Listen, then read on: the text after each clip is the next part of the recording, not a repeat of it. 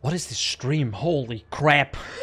So, tier list, boys. We're starting with, actually, you guys tell me, where do we start? Do not say the recent leaks. Let's just pick anything, all right? Let's pick anything. Keep in mind, I have to mention, this is from Prophecy. Okay, Prophecy is right here. This is Prophecy, right? From Prophecy up to the recent leak, as far as I know. I might be wrong in some things, but I literally just went to the wiki and went up the list and downloaded all the pictures. So, you know, I did my thing. Yes, I spent an hour, you know, whatever. Parandus. All right. I kind of want to, you know, let me put this right here. Parandus. All right. So, I gotta quiet that down. All right, Parandus. You guys actually need to help me here sometimes, because I haven't played Parandus League. All right. So I will let chat decide now. All right, chat, up to you. How was Parandus? All right. Keep in mind, as it says right here, rating leagues by their league content. Okay. So if in the patch Seismic Trap got nerfed for whatever the fuck reason, it doesn't fucking matter, right? This is not league content. Now, I barely remember. Yeah, I feel like Parandus was like, I remember a little bit, or I know a little bit about Parandus before it got removed, right? So you had these cones. These, I haven't played any of these. I right there by the logo. Broly? No. But it was a nice way to get uniques. Right, so Parandus added, I wanted to say Kadira Parandus, but that's not. Wait, is it Kadira Parandus? It added Caddy Bro, okay? So a traveling salesman, traveling merchant, right? That you sometimes found, and you had these boxes that had Parandus coins in them, but you also had a dome around these boxes, which where you couldn't hit the enemies inside the dome, right? You had to go inside the dome, and then you were able to hit the enemies, right? So it kind of forced you to go more melee or like semi-melee, as far as I remember. If there were some strong enemies in there, you got fucked. That's what I remember. I think we still have that partially in the game, that kind of dome, but kind of doesn't matter for this tier list. And yeah, you weren't able to haggle like an Expedition League. You only got, I think, one choice from Kadiro, right? So he gave you one thing, and you were able to do exactly that. So if he offered you a certain unique, you got that unique. If you had the Parandus coins with you. So that was also one of the, I think, kind of older problems that I think they kind of saved by now. Imagine in Expedition, you need to grab your relics. Artifacts, I think are they called. I think maybe they are relics, whatever. Maybe you needed the Parandus coins in your inventory, in the area you were in, to buy stuff from Kadiro, right? So, this guy right here. You know, this guy right here. I feel like that was not good.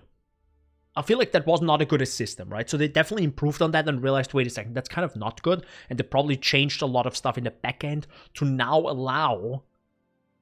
it allows you now, like in Expedition, it allows you now to use the relics in the map that you have in your stash, in your hideout, right? So that is, I think, a much better system than Kadiro was, where you had to, like, first of all, you found him, I think, in every area. Or no, sorry, you found the box, but he didn't always appear. I think it was random, right? So when you finally found him, you now had to portal out, get enough coins, and then go back in. So it was a little bit annoying. So you had to like portal. Well, you had to like portal multiple times. I remember people ninja looting people's Parandus by sneaking into the maps. Ooh, toxic, dude. Like people were selling coins. Then when they came into the map room, they went inside and stole the item. This is why you can lock maps nowadays. Oh, interesting. Okay. So yeah, I feel like maybe Parandus was kind of the early Expedition to a degree, right? Like, people loved finding an NPC that offered items. So it's similar to Expedition, but it also, Expedition made it easier to trade stuff with people, like with the NPCs. And I feel like Kadira was kind of the 1.0 version of. Well, I wouldn't say the 1.0 version of Expedition, because Expedition has a completely different like gameplay associated to it or with it. But the whole buying stuff from an NPC that is randomized each time you find the enemy. Well, not each time, but you know what I mean, right? I feel like Expedition was a big step into that direction. So like, okay, cool. People love having an NPC that offers them something, right? And maybe they saw the whole, maybe Diablo. I don't know if Diablo had that, but I'm pretty sure Diablo had that where you gambled for stuff, right? Like you get an item randomly, and now we have Gwenon, right? Which is the same thing, as in you give them something and you receive a random item that potentially could be very good, right? So you just gamble, right? Yeah, but Perandus was better for its time because less power creep and much rarer uniques. That might be the case, yeah. Perandus had, I think, always uniques. That's, I think, a unique thing about Perandus. Yeah. That's a good point. That's a very good point. On the other side, it was also very annoying having these... I mean, I can only say from after the league, so, you know, take everything that I say right now with a truckload of salt, because I haven't played Perandus League. I just didn't like these stupid domes. I still don't like them in the game. And if there's a way to go past those, I think with chaos damage or with, I think, hexproof, or I don't know what the heck it is, it's so good ignoring it. Because you try to hit the enemy and they take exactly 0 damage and you're like, just die, right? And they just don't. And that's the same with the whole dome you had in Perandus League, I think. And beyond that, right? Because Perandus continued to be in the game for a very, very long time. He just recently was removed. And now the NPC came back if you buy I think the current supporter pack brings him back into your hideout, so you can trade with him if you wanted to, because he has a ton of voice lines. Even sometimes voice lines that are specific to your character, which is kind of interesting. So yeah. I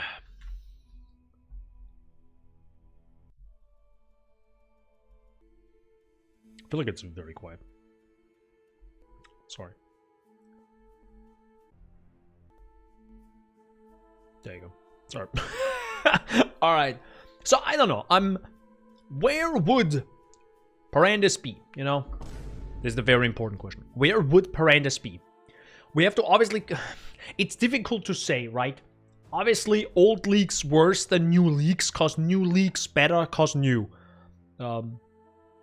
Right, they have more content. Newer leagues are usually bigger, better, graphically more advanced. So it's a little bit unfair, to a degree at least, right? Because there's still like newer leagues where I'm like, no, still, it's difficult. It's difficult to say. It's not bad, I would say.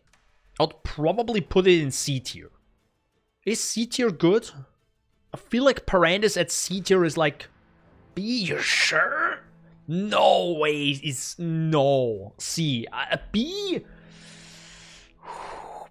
Like, I see S as like a 9 out of 10 video game, right? 9 out of 10 league. A? By the way, there is no 10 out of 10 because nothing is perfect. Not even me. Oh my god. Oh, okay.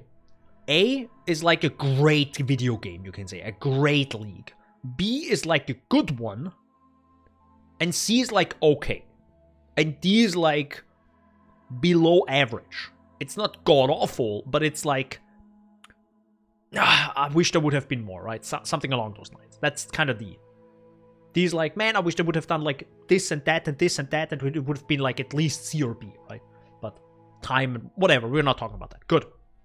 I think C. We might go through this afterwards and check it out again. All right. What? Any next league? Or you know what? I'm gonna choose the league now. Okay, so I choose, you choose. I choose, you choose. Okay, so let's do it like this, right? That's the first. You chose Perandus. Now I will choose the next league. I will just blindly go this. Oh my god, I actually picked Kalandra randomly. I actually had my eyes closed. All right. Where on earth do we put Kalandra? Oh dear lord. Okay. I actually kind of know already. I would actually put it at B.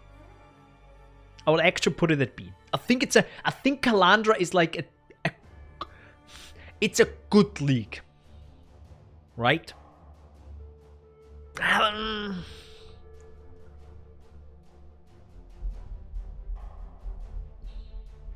Oh man. Okay, let's break it down. Okay, I don't know actually. Maybe B or C. Okay, let's break it down. What was Kalandra? Lake of Kalandra. The Lake of Kalandra League, which was, I wanted to say this year, good lord. Last year, I think in August? Was it August? I think it was August. I think it started around August. Maybe I'm wrong. Maybe July. Who knows? And you had, in the area you were in, right, in the map, in the instance you were running around killing mobs, you found a little, I wouldn't say statue, it's not a statue, it's like a little pedestal. Is it a pedestal? You know, it's a little thing with a tablet on it. That tablet allowed you to put things on a grid, okay? That grid then spawned islands on the lake later on. So it's a little bit of similar to incursion, right? Where you, instead of choosing the temple, like the temple rooms directly, you were influencing the rooms in incursion. But in Lake of Kalandra, you were able to say, no, I do not want this type of island on my lake because they do chaos damage. I do not like it. So you ignored those. And you were able to ban them. Like ban these. Well, that's the problem. There we go for the first problem. I would have liked them. Okay, you had 3 options. You were able to ban the tiles. Or a certain tile. That's a very important part. You were able to ban a certain tile. You were able to skip the options to see more options, right? You skip over one try. And I think you were able to re-roll the current option. Poggies. Shaggy's _ and thank you for subscribing less than 3 Poggies. Poggies. Thank you. Thank you for 13 years. Holy crap. So yeah. Hope you're doing good. Lake of Kalandra. This is, by the way, where we are. We're right now at Lake of Kalandra. So, the problem I already have with Lake of Kalandra with the system they had, and I partially know why they did it, it's because it would have felt too samey if you had too much power over the lake, right? You always gotta balance it. I felt like it wasn't really balanced towards us, though. It was too random and too annoying to manipulate the lake for the difficulty of its layout. Because Lake of Kalandra, yay, 13 years. The layout of Lake of Kalandra was very... Let's say it was usually oof, right? It was like... It's mineral pools the map, kind of. But kind of worse sometimes. Smaller, thankfully, right? The suddenly German. The islands themselves were smaller than usual maps, way smaller, but still, they were a little bit whack. Now, what I don't like, what I would have loved with Lake of Kalandra, and maybe they bring it back and add that system, I hope they do, is when I mentioned you were able to ban a certain tile, so you say, okay, this, I could add the tile on my tablet that would add the island with chaos monsters, but they were somewhat easy, right? And then you had tiles that were the same, just higher tier, right? So you have a tier 3 chaos monsters, so they would be very dangerous. Or just more tanky or whatever, or more mobs. And I would have loved it so much more, like I would have loved Lake of Kalandra so much more, if you weren't able to just ban one tile, but the category of tiles, right? So each tile was in a certain category, a fire category, a lightning category, a cold category, a chaos category, a physical category, stuff like this, right? A boss category, and you were able to just ban all of it. That would have been so much better because we only had 3 bans, right? We were able to exile or ban 3 tiles each run, you can kind of say. And you also needed to find multiple of these tablets to finally do 1 full lake run. Or 1 full lake run. You know, the wording is a little bit weird. I get it. The vocabulary. But yeah, I really dislike that. I would have loved if you were just able to ban entire categories, types of tiles, not just the specific tile, the entire category of tiles, right? Just I do not want to see chaos tiles ever again and just yeet it out. That would have been really nice in Lake of Kalandra, but that wasn't the case. So it definitely drops down. Let's go it from the top, right? Because of that change, it's already more annoying, right? Boom, A. Now, I hate if anything is stopping me in my map. Well, have to be specific. Obviously, League content is in a map. What I hate or really dislike, if there is a thing in the map that makes me stop while enemies around me can still hit me and kill me. So, boom. B. Hate it. I hate it so much. Arch Nemesis in the next place. So yeah, super annoying. They could have maybe done it a little bit better. I think they also kind of learned in Sanctum to add a separate room for this, so that's why Sanctum is like so much better. It's not perfect, but it's so much better because you're kind of safe, right? You were able to kind of look at the Sanctum. Anyways, we're gonna get to Sanctum later. Good. Still, if I look at Lake of Kalandra, it's a unique area, or at least unique enough. That was cool. You had Kalandra herself, which was a cool character. Cool voice lines. The lake was beautiful, like absolutely beautiful, like graphically. What else did the lake add? I mean, there were some... Oh yeah, I completely forgot. There were some base items, correct, with Lake of Kalandra. We're not gonna talk about Kalandra's ring. Like, that doesn't exist to me, you know? I'm not that type of player. But... And the mirroring, right? The mirroring was kind of cool. It was usually garbage, let's be honest. Oh wait, no, hold the phone. Oh my god, it might actually get to C. The longer I think about it, dude, Lake of Kalandra might actually be a C. First of all, a currency, raw currency, was like ass. Like it was barely existing. Let's be honest. At least I think so, right? There wasn't really a lot. I definitely got my fair share of divines sometimes from these boxes, and I'm pretty sure at the back end at GGG they see the numbers, right? The chance to get a divine or per chest that you were opening on the lake, and they're like, "Holy crap, that is so high!" Right? I can imagine that, but yeah, it just didn't feel good. It just didn't feel good. That's a weird way of like feeling, like, bro, just that's right. That's really bad. I know. I can't explain it right now. Build on like around, and that was the league with the league mechanic, extra loot got nerfed.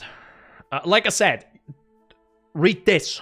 It's not about what the people like, it's my tier list. Read this. That's why I have this massive... Okay, I'm gonna make it more obvious. Okay? I'm gonna make it more obvious. Okay? Okay? Listen. Don't get it twisted, okay? There we go.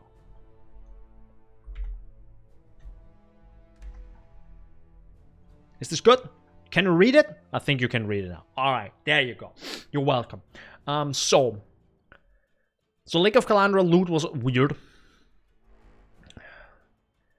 What else? The base items are kind of cool, right? Experimental stuff, very nice.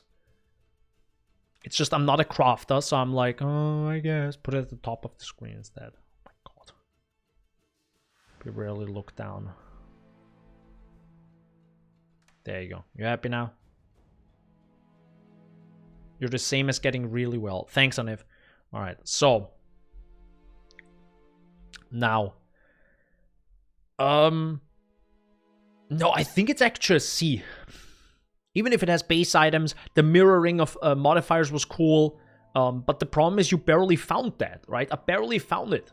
And again, it would have been so much better again if you would have just put the tiles in categories and you ban the entire the entire category of tiles, which allows me to get the better tiles, which allows people to do more crafting and experimenting, which then makes people play longer. Like, it's like there's a red line there, right, that you could just easily follow. Was there a real boss in Calandra? No, that was also bad. Yeah, sure, there was not. Well, I don't want to like constantly say there's not a billion content in every league. It's like they're also humans. They have a, you know, the time is of the essence. But yeah, there was no real boss. No. There wasn't. I also think they don't want to. I feel like Lake of Calandra was kind of the tease to Calandra, right? It's just a huge tease, which I'm fine with. I'm fine with that. But yeah, I feel like, oh man, but it's okay. I will leave it at B for now. Okay, we have to keep on moving. Otherwise, like, I'm gonna be here for another 6 hours. It's gonna be a short stream. It should be a short stream. Famous last words. If whatever else will be in the B category, I feel like Lake of Calandra will be at the very right, the very bottom of the B list. Probably. We got ritual. So, anyhow, we're gonna get there, boys. We're gonna get there. All right. So, boys, you chose Parandas earlier. I chose Lake of Calandra. So it's time for you, chat. What is the next league? Don't say Forbidden Sanctum. Do not. Don't you dare. Which league should be discussed next or put on the list? And why? Actually, yeah, tell me the next league you want me to discuss, or, you know, you want to. Like, where should the next league go? Choose any league. You have all of these. I mean, by the way, my fat face is covering Reliquary League, or I think Legacy League is right here. By the way, maybe I'm gonna put Legacy League right here. Essence and Abyss. You see this? You see this? This is Abyss League.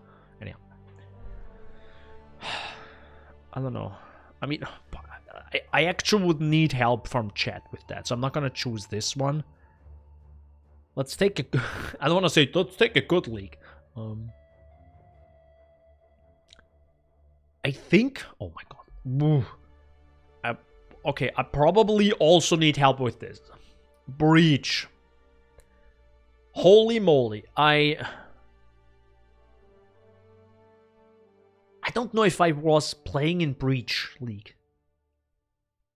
Did Breach come before or after Essence? Hold the phone. Because I remember playing the game and seeing Essence mobs. So I think Breach came afterwards, right? Let me check. We had Essence. Okay, yeah. So it was Essence and then Breach. That was 2016, by the way. Wow. Okay. Yes. So I definitely played Breach, but that was the beginning, right? That was the beginning of my journey through Path of Exile. And I sucked ass. I still suck ass. But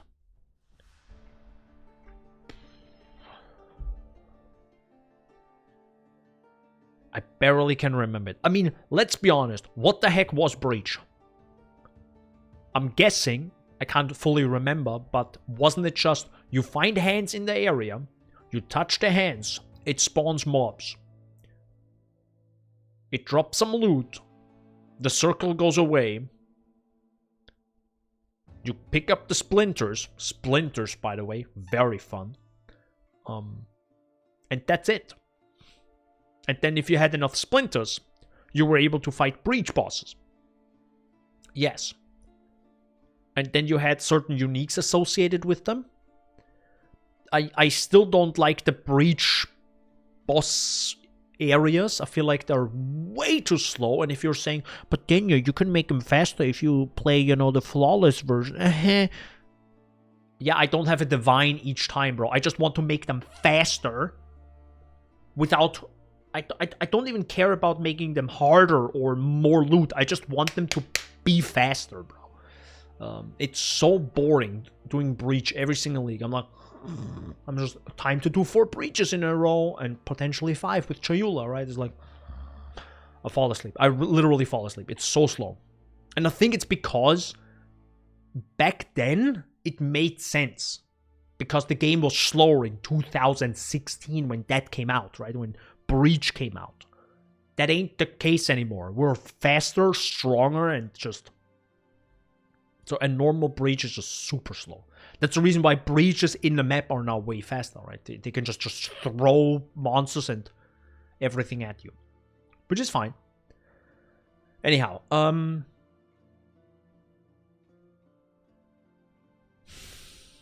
I don't know where it would be. You know when I said Kalandra would be at the bottom of B tier? I kind of want to put Breach on C. I kind of would...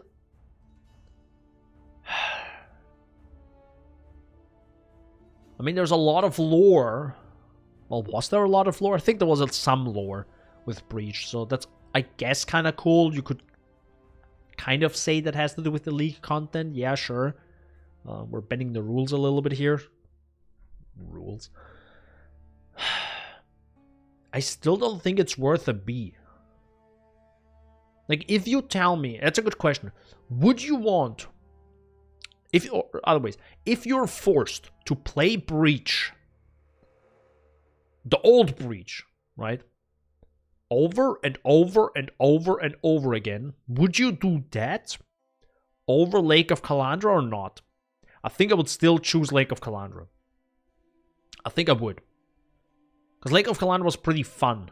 It definitely needed some changes to make it really good. But...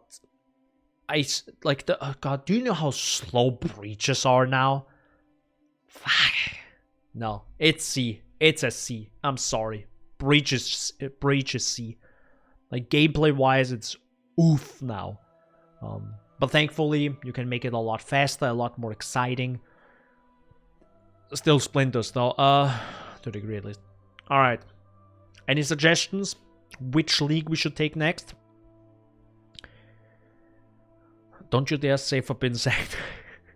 I want to put that extra. I want extra to put Forbidden Sanctum at the end. I'm gonna tease. Oh, difficult to say. Strong boxes. That ain't in the list. That ain't in the list. It's Prophecy up to 3.20. Strong boxes was before. Blight. Okay, Blight League. Interesting. I'm just gonna put it somewhere right now, you know, just to... Blight League. Well, there's a lot to Blight League, to be honest, right? There's a lot to it, and there is a lot that we didn't get. Bosses, for example, didn't really, like, proper Blight bosses, right? They just didn't make the cut, as we know. On the other side, Blight added tower defense to Path of Exile, which is just a wacky thing in an ARPG, just adding tower defense. So that's that. So that's kind of cool, right? That's a unique thing. It's not like Breach that is just a hand you run over and suddenly monsters spawn, right? Like that's a little bit of a unique thing. A very unique thing compared to any other league down here. I feel like Blight is actually more unique than Kalandra, right? Kalandra is a UI that you put stuff on, then you go through a portal, and you're at the lake. With animations of the pillars coming out of the lake.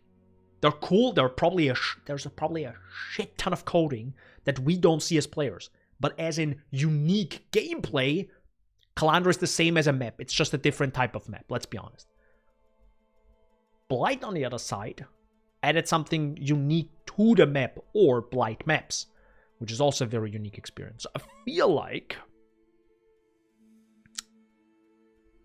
Let's back off. You also have an NPC, which is Cassia, right? Or Cassia. Cassia or Cassia. So that's also really nice. Everyone loves her singing, right? It's great. we got uniques. They're blight uniques. They're incredibly fucking rare, but they're there. So, you know, similar to Lake of Kalandra, similar to Breach. They're uniques, alright. Or specific league uniques, right? Or uniques from a league, from that league. Okay. We didn't get bosses, right? We didn't get a proper big blight boss. But we had blighted maps, right? So it's not only in the area. So it's not only, you know, Breach was... Well, technically, Breach also had a separate area to it. Lake of Kalandra was technically only in its own thing and not in the map, right? There was no big gameplay thing to fight in the normal map. But if you ask me again, I feel like we can ask this question every single time from now. If you force me to play Blight, right? Like Blight League, for a week, would I do this over any of these other ones that are right now on the list? I would say yeah. I would enjoy Blight a lot more, depending on the build, of course. But that's always like build dependent, right? Every league needs, or every league content needs a specific build to kind of take advantage of it. And if I have something that just I can spam, that's really easy, I would play Blight all day, bro. I'll play Blight all day. So yeah, no, I think Blight earns A. I'm really close giving it an S. Like it would be on the maybe on the bottom part, like on the far right on the S. But let's put it on A. Let's put it to A. Let's leave it at A. Okay. Now I'm gonna be real wacky right now. Prophecy. I haven't played Prophecy League, so somebody, you need to help me here, guys. You need to help me here. If you have played Prophecy, what the fuck was Prophecy? Because the only thing I know of Prophecy is the Prophecy item that you get, you know, or you got previously because they removed it. You got an item. You can use this item to prophesize, I think is the word, prophesize a prophecy from Navali, which is the NPC, the woman that you see in the picture. Like right here. You know, that's Navali. And it allowed you to get something. It prophesizes something to happen in an area. So it's kind of a cool mechanic. I kind of like that mechanic, right? Saying you prophesize something from her and she says you will find a unique drops from a Rogue Exiles, right? Something along those lines. That's cool. That's a specific thing that I can follow to get something. That's kind of cool. I feel like the problem was, first of all, I can't remember anything being incredible. Like, was there anything that she offered that was like, holy shit? That's insane. Keep in mind, I have only kind of realized Prophecy later, so I'm like drawing memories not from the league because I can't remember. I don't think I've played that league. I can only remember the you know, the UI and having interacted with it afterwards. And I actually ignored Prophecy after some time. Like I removed the thing on the item filter that lets you prophesy stuff because I was like, no. And if that, I don't know if that was also in the league. My guess is it was. You had to go to her, open the UI, which I think wasn't even a control left click back then. I think it was actually click her and then click the UI thing, whatever. You had to click the button to prophesize something. And you were able to then unprophesize it, right? You can remove the prophecy, bring back silver coins. Yes, I think it was silver coins. I don't even know. And you were able to remove the prophecy, also with a price associated. I think silver coins were the thing, yes. If you didn't want it, okay. And I think you were able to have 6 or 7 prophecies at the same time. I think something along those lines. So there's a lot of prophecies. But the reason why I never did it was, first of all, because the description was so fucking cryptic. It was so fucking cryptic, the description of the prophecy you got. I hated it. Thank God they're not doing... They did the same issue in Arch Nemesis, when they introduced Arch Nemesis, with their wacky-ass names, instead of telling us exactly what it does. Anyways, this is fixed now. Prophecy back then was kind of the same, right? Wacky-ass description. I get it. It builds character. It builds a little bit the lore, right? I get it, but... Man, you can have wacky-ass like a prophecy, and then you just hover over it and get an actual description of the fucking thing, right? Like, do this, get this. Kind of. Alright. That was the first issue. Second of all, silver coins. Pick up 1 billion of them. Third of all, interacting with the UI over and over and over and over and over and over and over. It's like, imagine you have to use an incubator from Legion League every map. After every map. Because that's kind of what Prophecy was, right? It was so annoying. I think. Now keep in mind, I haven't played Prophecy League, but that I think was the league, right? They pretty much copied the league and put it into the core game, and that was that. Kind of. So prophecies needed to have a specific uniques in inventory and go kill it very specific. True, that's like a good aspect of it again, right? Like you can specifically say, I want this item to become this, or you get a unique item from this boss, or even like, sometimes you got prophecies maybe back in, like when you were in the acts, there were act-specific prophecies that you wouldn't be able to trigger later on, right? So you needed to do them in the, like you can go back of course, but still. So there was still a lot of work put into Prophecy. Kind of thinking about, okay, what is the journey the player takes? What prophecies could we think of? Okay, they go through Fell Shrine, they go through this. Oh, there's a boss like this that would make sense with this unique, right? Right, it's good. But the whole...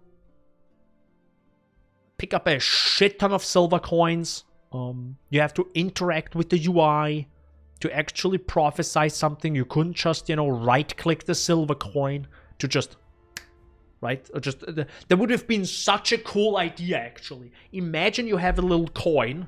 This is not a coin, by the way. Whatever. Imagine you had the silver coin. You flick it.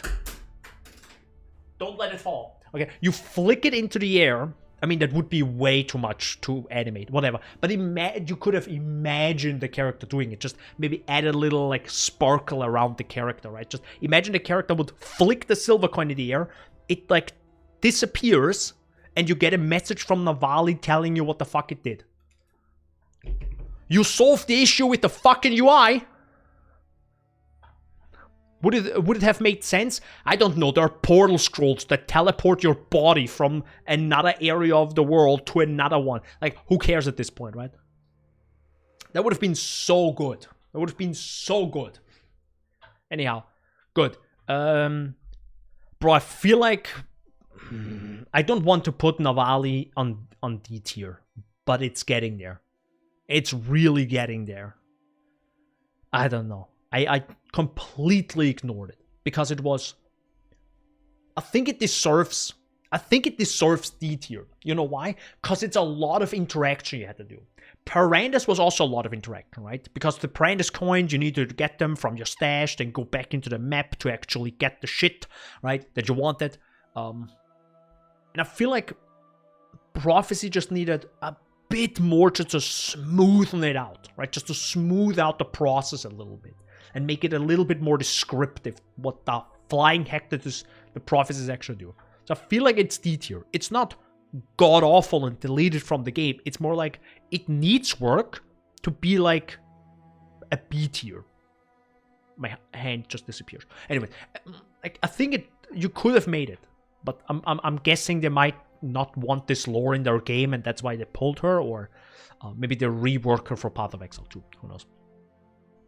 But yeah, we'll see. Or maybe it's the next league. We don't find out. Edit this clip out, in about 2 months when we see the trailer for the next league, right? And suddenly Navali is back. That would be pretty cool, though. So yeah. Please auto pick up silver coins. I beg you. Please. Anyhow, that won't happen. That will not fucking happen. I tell you right now. Alright. Which league? Which league do we take now? It's your decision, chat. What is the next league? It's actually the first D tier. It's the first D tier.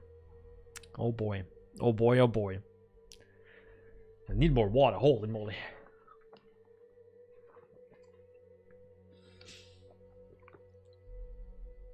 Whatever the last one is. The last one. Okay, guys. I need your help. This is, I think, a legacy, if I'm correct. Give me a second. I think this is Legacy League, right? Was it Legacy? Hell yeah, it was. Legacy League 2.60 came out March 3rd, 2017 and ended on July 31st, 2017 and came with the Fall of Oriath expansion.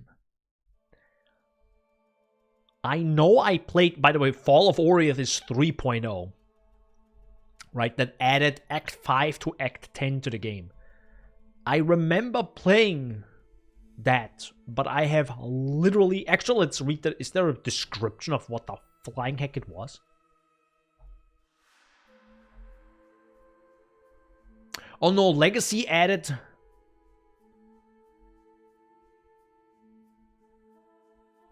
Okay, I can't even remember this. Oh my lord. Okay, I can't remember this at all. Holy fuck. In the Legacy Leagues, enemies... What the fuck? It feels like I'm looking back at an... Okay. I'm gonna read the description of the wiki. In the Legacy Leagues, enemies dropped League Stones that could be equipped to experience one of 17 previous leagues in the next zone. Up to 3 League Stones could be equipped at a time, and League Stones could also have magic modifiers that altered the way the leagues are encountered. Not only was it possible to obtain league-specific items this way, the Legacy Leagues offered a chance to obtain a foil unique item, a special version of unique items with its original Legacy item stats. They could be randomly obtained in an ancient reliquary, the reliquary keys, by using an ancient reliquary key in a map device. I have literally no idea. Literally. I cannot remember these items. I have no recollection of this. And I played Fall of Oriath, because this was the league where I was like, this is the Diablo killer, right? I was like, holy fuck, they did what? Like, I was shocked. I was like, I think this was even around the same time Reaper of Souls or whatever it came out, right? The DLC's like, here, pay us $20 to play one character. In the meantime, Path of Exile or Grinding Your Games was like, fuck you, here, 6 more acts for free. You know? It's like, it was insane. But I literally cannot remember this league. So, whatever I'm going to do now, take this with a massive grain of salt, okay? Take this with a massive grain of salt, because I have literally no idea what I'm talking about. If I go by the description of the wiki, it sounds like a little test version of the Atlas, of the passive, Atlas passive tree, right? You can use League Stones to force a league in the next zone. You can force 3 leagues in the next zone, technically, and even modify them. So yeah, they were definitely experiencing there, okay, we have a lot of leagues, so how about a league that influences leagues? Okay, sure, right. With an added twist to it. So for that time...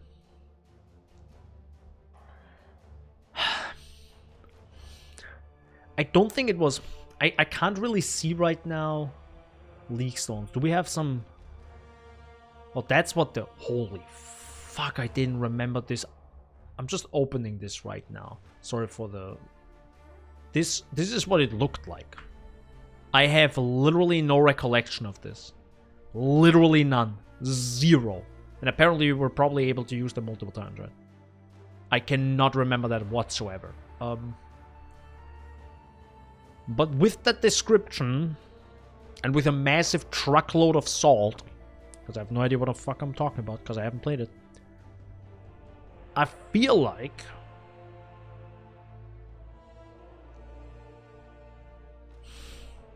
What the fuck was the description I gave again? S tier is 9 out of 10. A is about 7 to 8. 5 is... B is a 5. More of a 6. This is a 5, and this is a 4 or less. I would probably leave Legacy League where it is right now at B tier. I think. Keep in mind, I have literally no idea. I have not played the league.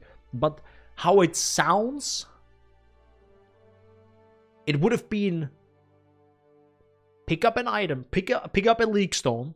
In the before you go to the next map, you grab it, you put it in the UI, which I think is even a shortcut, which was H. Because I think it's the same window with Prophecy and Achievements, which I think is H. I'm not quite sure. You put it in. You modify it once. Similar to Sentinels, right? You modify your Sentinels once and then you just use them up. Similar to League Stones, I think, right? You modified them until they're good and then you just put them in and leave them alone until they run out. Technically, Sentinels you weren't even able to modify, right? They were unmodifiable. I think it's actually B tier. I think Legacy League was probably B tier, right? It's an early attempt at modifying League content and forcing League content in the next zone. I feel like it's B tier. I'll leave it. It's B tier. There's a little bit of a wacky decision. Now,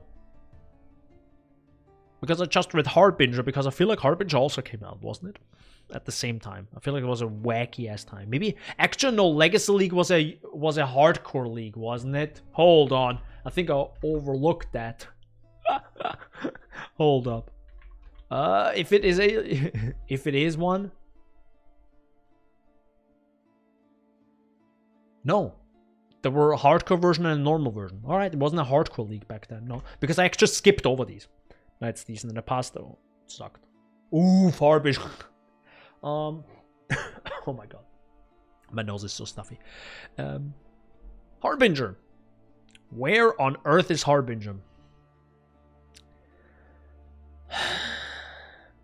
It's definitely above Piranhas. 1000% already. Dude, I think it's actually the perfect position. It's between Breach. I think it's between Breach and Piranhas. On the other side, the problem is Piranhas gave you uniques. What the fuck does Harbinger give you? Mirror Shard, heh. Right.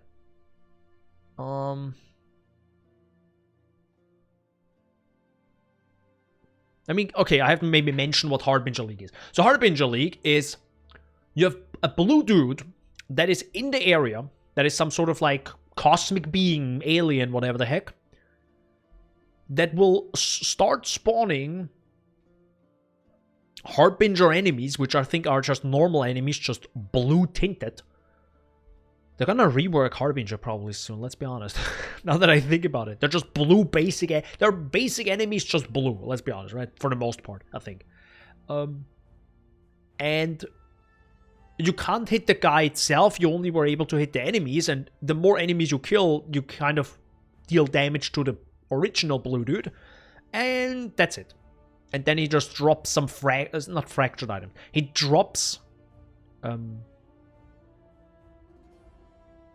pieces of an item, right? So shards, sorry. He drops shards. So I think that was the first big... That was the league that introduced, I think, shards, maybe even.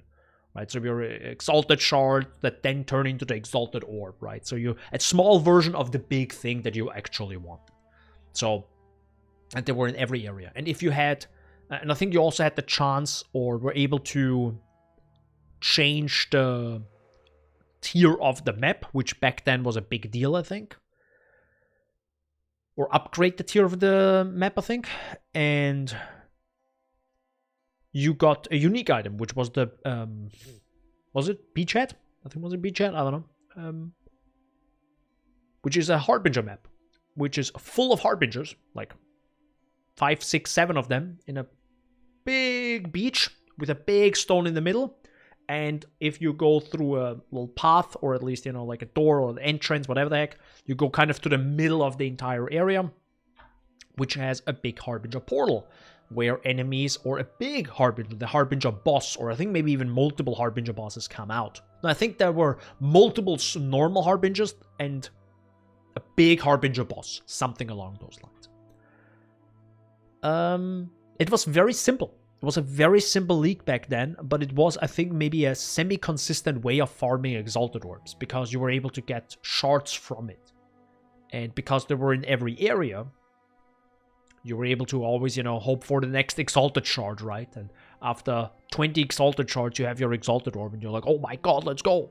So, sure, keep in mind, for today's standard, sounds ancient, right? But back then, it was a decent league, right? It was simple, it looked okay, it looked kind of cool with the blue flames and everything. But I don't think it's as good as Breach. I mean, keep in mind, Harbinger also, I think, added like a little bit of lore, even with a brand new language, let's be honest, which is insane, right? Just make up a language, Omega Long. But there were some Harbinger uniques which I think never really popped off. And I feel like, but it's difficult. I don't know. It's definitely below Breach in my opinion. Because keep in mind, Harbinger didn't have bosses, so it definitely is below Breach. But would I put it below Parandus? I think I would have to, because Parandus was able to give you uniques.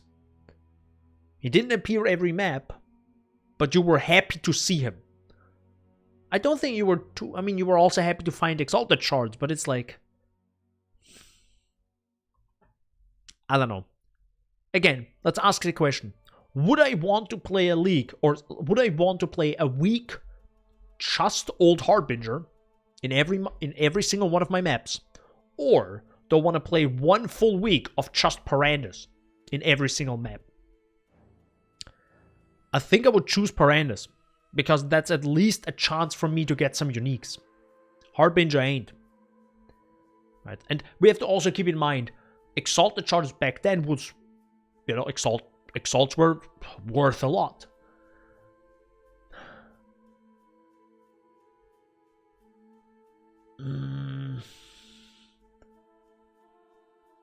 Nah, I think the NPC and the dialogue would just push it way above Harbinger. No, I think Harbinger is below Parandus. I'm sorry, I have to. No, I'm not sorry. I got him, Alright. Next. What should we do next? Which league? Holy moly, takes way longer than I thought. You have to like dig deep and pull those memories out and be like... Ugh. And by the way, I played Harbinger, but god, it's such a long time ago. I don't even know. What would be the next league? I mean, this tier list is kind of whack because I realized things that I could have done differently now that Forbidden Sanctum has been a thing. So let's talk about Metamorph. So, Arch Nemesis. Nah, we don't know. Arch Nemesis is a Bepatka. Yes, next is Arch Nemesis. But first, Metamorph. Which Metamorph and Arch Nemesis have something in common. But first, Metamorph. To explain what Metamorph was for the people who don't know, I think Broly doesn't know, and maybe some others. So Metamorph was a league that came out with Conquerors of the Atlas. That was back in December 2019, I think was it, that it came out. It added Tane, an NPC, and in every single one of your maps or areas, some of the enemies had a part, right? A body part that you were able to grab in some sort of like vial or in like a green liquidy glass container. So pretty much it's kind of you pick up a zombie's leg, some other enemy's head, some other person's something. Technically, I think it's, what is it? Heart, liver, lung, eyes, and whatever the heck the other one is. Penis. I don't know. So you put these things together in a map, right? You kill all the enemies, or at least the enemies that have parts of the for a metamorph. Then you put it. Tane appears. You ask Tane. You go into a UI in the map. Put the stuff in. I think you were control left clicking it. So I was already in there. And then you click go.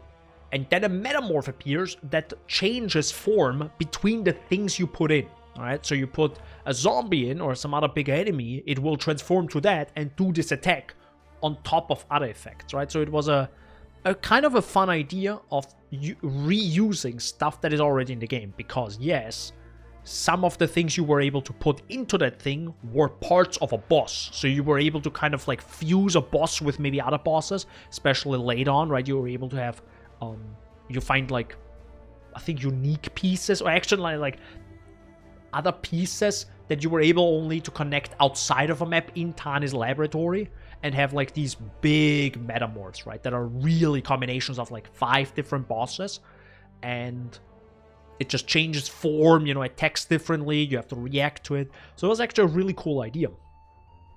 And I even like the idea right now. But there are problems. There were problems, big problems.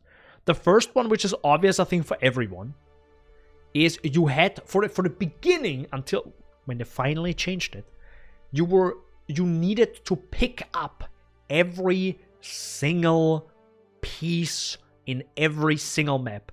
And when I say about piece, there were about 4 pieces, 3 to 6 pieces, let's say 3 to 6, I think, pieces for each body part, and there are 5 body parts, right?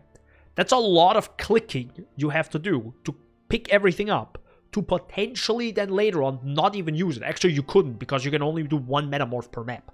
So you pick up 6, or let us say, worst case scenario, you clicked 15 times minimum, I think. Maybe you were able to click maybe 10 times in the, if you're really lucky, yes. Actually, you want to have as much as possible. Whatever. Let's say on average you clicked 15 times to pick up body parts, to then make a metamorph, but only use 5 pieces, not 15. So a third of the clicks is fucking wasted. Not good. So first of all, on average, I would say. So that's obviously not a good thing. They changed this, thankfully, so it auto pickups. So it picks, it's auto pickup. They changed this in the league. I think a few weeks in, they changed it. Good. It still changed like this. It auto picks it up. All right. So the only thing you have to do is just kill the entire map.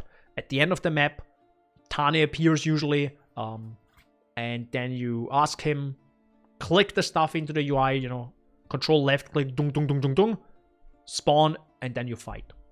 Now, speaking of spawning, as we're talking about Metamorph, by the way, I didn't like Metamorph. I ignored Metamorph, I think, from week 2 onwards. And I played a lot in Conquerors of the Atlas, because Conquerors were fun, the new Atlas was fun, the entire league was a rotten cherry on top of an amazing cake. Thankfully, you were able to just remove part of the cake and the cherry on top of that and be fine, right? But it was still there when you when you got the cake, okay? So there's a little bit of a sour taste. The one reason why I don't like Metamorph, or didn't like Metamorph, and I still don't like it actually, because the enemies are extremely unpredictable. There is no fucking way you know what the fuck it's doing before you spawn it. That's very dangerous, because some of them they're literally going to one-shot you. It's insane if you don't have an extremely tanky character. 2, loot was garbage. I think loot is never worth. I never experienced a metamorph, or very, very, very, very rarely Maybe every once in a while, like every couple leagues, I do Metamorph and then I find something good. But we're talking about like a Divine, right? And I'm like, bro, I just do strong boxes and also get the same amount of loot, probably. Something along those lines, right? I don't know. Metamorph is whack. Metamorph is absolutely whack. But this was back then my experience with Metamorph, and since then I have pretty much ignored it and just hated it. And I will always block it from my map. Or Atlas. Now, I think now, with my new thinking after Forbidden Sanctum, I'm like,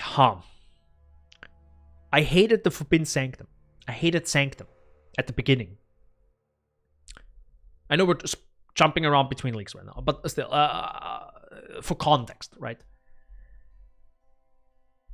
Because I have to put it on a tier list, right?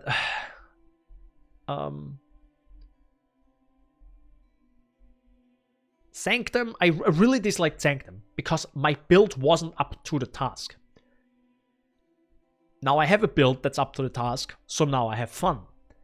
Now if I would have changed my thinking and my build back in Metamorph, and would have said, hey, what if I just make a build that can do Metamorph?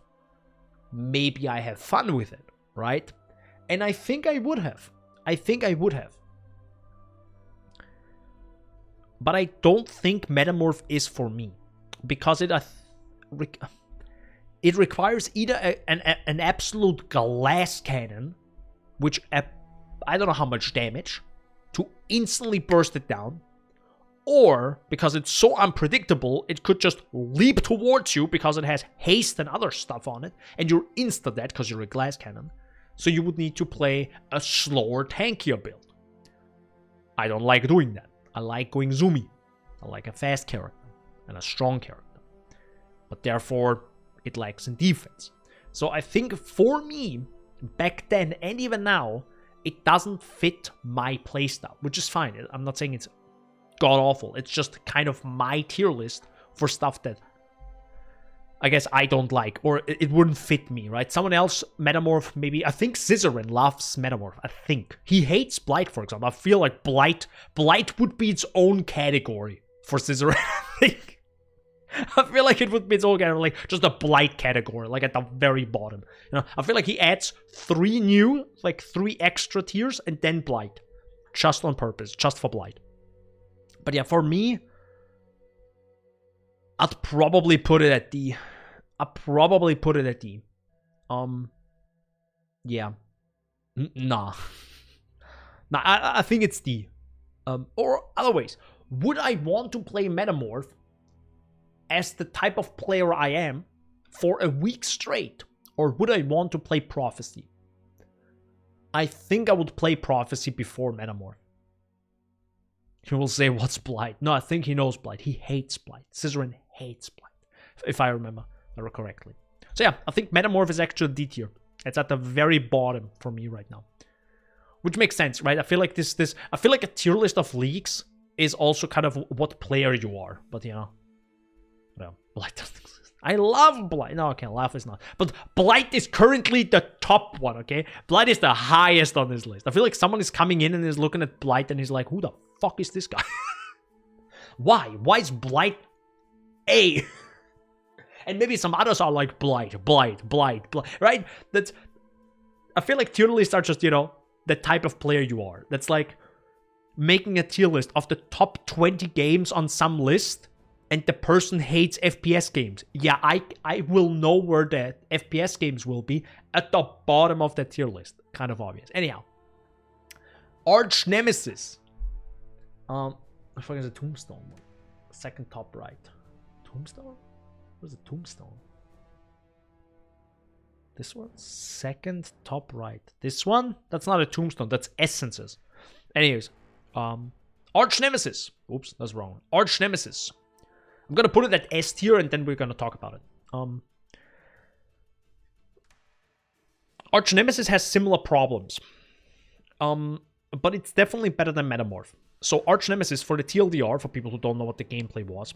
Yeah, it looks a little bit weird. The Essences one looks weird, I don't know. I don't know. Arch Nemesis came out with Siege of the Atlas, which was last, I think it's literally a year ago now. I think it was also last February. And you had, I think, up to 6 statues in an area. They were looking similar to this, like a little devil with chains around it. Well, technically it wasn't a little devil. It was technically statues that chained a rare enemy that was kind of like entombed in something. I think like stony or something. I feel like the effect of Arch Nemesis looked pretty cool if I had to look at it again. I think the effect was really cool, how it like broke out of it. Anyways, you clicked, again, you're in the map, enemies can fucking kill you, and you are going into a UI. Already a minus. You know, it's already a minus. Let's just put it down. So you click the Arch Nemesis statue thingy and put... Oh god, what was it? It was not a vial. Was it a vial? It was something. You had a little item with you that I think you gathered by killing mobs, normal mobs. No, that's a lie. You got little thingies that you were able to put on the Arch Nemesis to influence it. And then they fuse together potentially. So it was actually a really cool system. So, for example, some fire modifier on the enemy with another fire modifier became a bigger, stronger fire modifier, right? It was a really interesting, cool system. And you were able to, like... There were incredible long chains sometimes that at the end reward you maybe with all loot is transformed into uniques. All loot is transformed into a currency, right? It's a cool system. Again, the type of player I am, I'm a zoomer.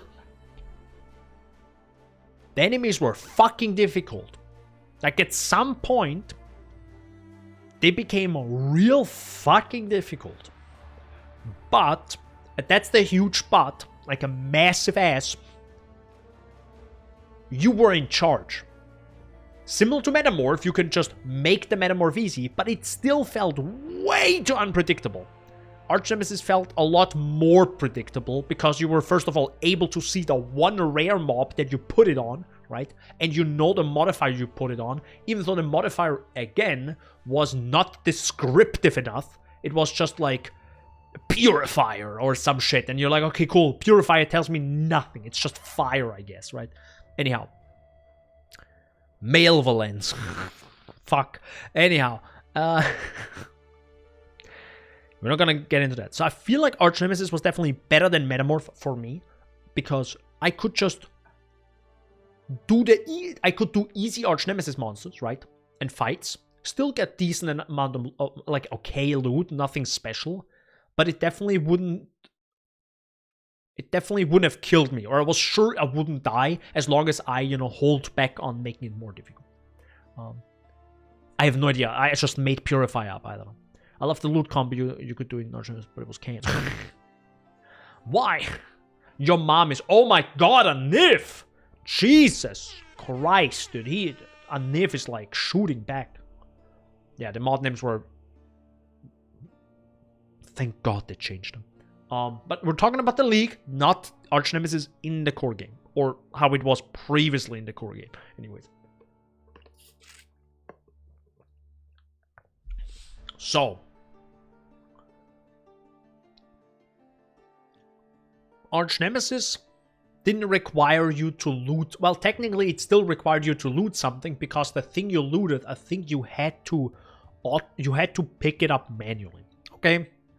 That's like 4 extra clicks per map. That's doable, I think, around 4 maybe. Maybe 3 sometimes even. And probably realize. Who knows, whatever. A couple more clicks. Definitely not 15 clicks like in Metamorph when it came out. Like, holy fuck, every map. Fine, alright. You were able to choose the power and the strength of Arch Nemesis. I feel like a lot better than Metamorph.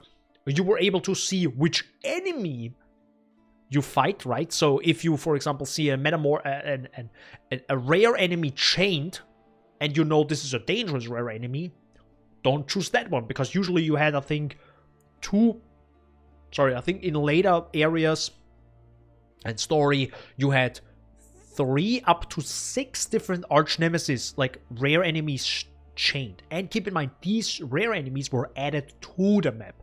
So the developers didn't steal a rare mob from the generation and chained it up. So it's technically you got extra rare mobs. Yeah, sure. People don't like it when you take mobs away from them.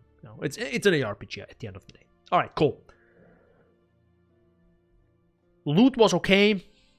Nothing to write home about, let's be honest. And again, I think I started completely ignoring Arch Nemesis after at some point, because it was just like, it was a little bit too slow to do it once. And even if you say it's worth if you do it long term, I don't like long term stuff. I just don't like it. I just don't want to work my way 16 maps through. And I'm saying this as someone who enjoys Sanctum, because I feel like Sanctum also has like way better loot, right? You see the Divine Orb. You know you're gonna get it if you finish the Sanctum. There was never a chance in Arch Nemesis where it shows you get 1 Divine and 5 Chaos Orbs if you do this chain, right? If it would have done that, though, I think we all would have loved Arch Nemesis there. But that wasn't the case. Anyhow. You don't know which Metamorph and will be, though. Metamorph is the enemies whose body parts you put in. You just gotta remember what they are, and who the fuck even reads what they put in. I know that, but you don't know which one spawns first and which one it turns into. And, if you ever saw a metamorphed Goatman with haste on it, you'll know what pain feels like. You're fucking dead. You're so dead. Or the demon character, the demon enemy, the one. Or fuck a Devourer. Holy crap, bro. A devoured Metamorph. You're dead. You're so gone, my brother. Anyhow. Arch Nemesis. So always the top one or the highest rarity. I don't even know. And even if that's, though, you still don't know. Like, I feel like it's definitely a learning experience, and I appreciate that partially in PoE, right? It doesn't hold your hands too much, but still. Anyways, we're not talking about Metamorph anymore. Metamorph is D tier. Fuck it, it's gone. Arch Nemesis. Where do we put it? Would I enjoy playing Arch Nemesis for a week straight? Endgame. Lol, he doesn't read. Prometheus. I swear to God. Swear to... would I enjoy playing Arch Nemesis over Legacy League? I haven't played Legacy League, but the description of Legacy League, keep in mind, Legacy League is here with a truckload of salt. Maybe I should just put a bucket of salt in the picture and then it's better. So, would I play Arch Nemesis more or less than Calandro? Less. Okay, so it's definitely below Calandro. Legacy League is questionable. But it was pick up League Stones, modify League Stones, put them in the UI, run your fucking maps. I think that was Legacy League, right? Kind of. Already 10 times better than Arch Nemesis, cause it's not a UI in the map. Alright. Arch Nemesis goes down. Is Arch Nemesis better or worse than Breach?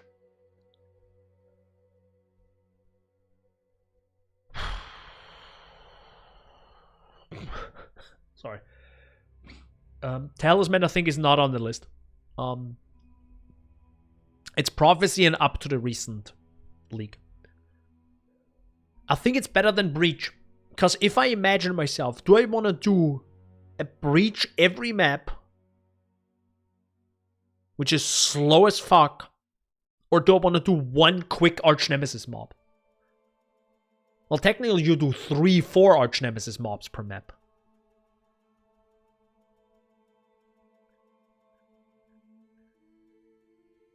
Ooh. Ooh. I feel like Breach is faster, yeah. Yeah, I think Arch Nemesis goes down. The League. I have to mention the League. We're not talking about the implementation of Arch Nemesis monsters. Well, is it better than Parandus? Would I enjoy playing Parandus? Getting Parandus coins and a unique from Parandus when he appears? Or do I want to play every map with 4 to 6 Arch Nemesis statues? And I think you can only do 4, I think. 4 was the maximum. Or maybe 3, I don't know. Every single... Bro,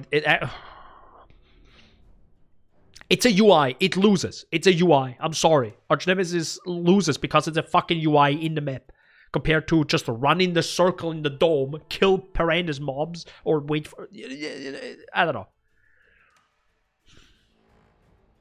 And I'm a zoomer. Keep that in mind, right?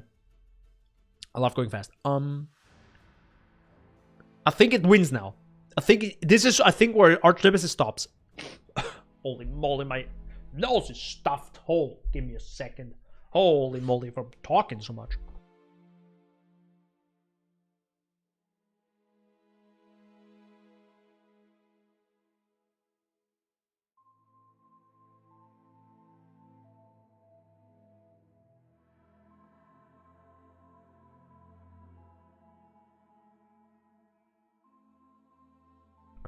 Holy moly, okay.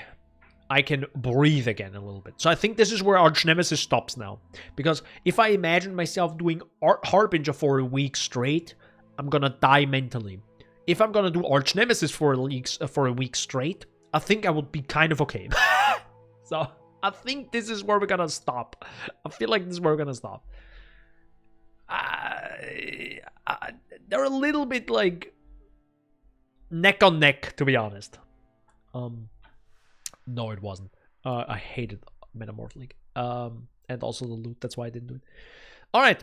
Already talked about that. Watch the VOD. Got it. Good. Which is the next league? What should we talk about next? Your decision, guys, now. Not Forbidden Sanctum. Nice. Thanks, Anif. What's the next thing? Synthesis, Jesus Christ. This was the beginning of where I started to somewhat understand how Path of Exile works. Somewhat.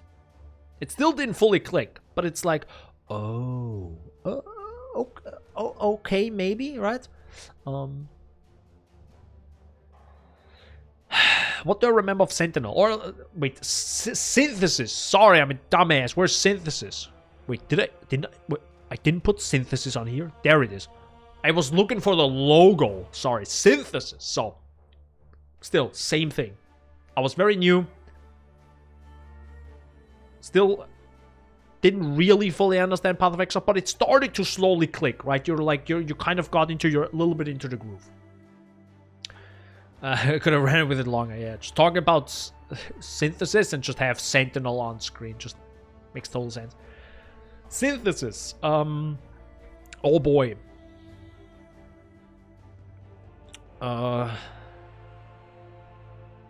Holy moly, what was Synthesis again? How was the... You went out of... Oh my god, my nose. You went out of Act 1 town when you started a new character into the league. Holy moly, what was his name?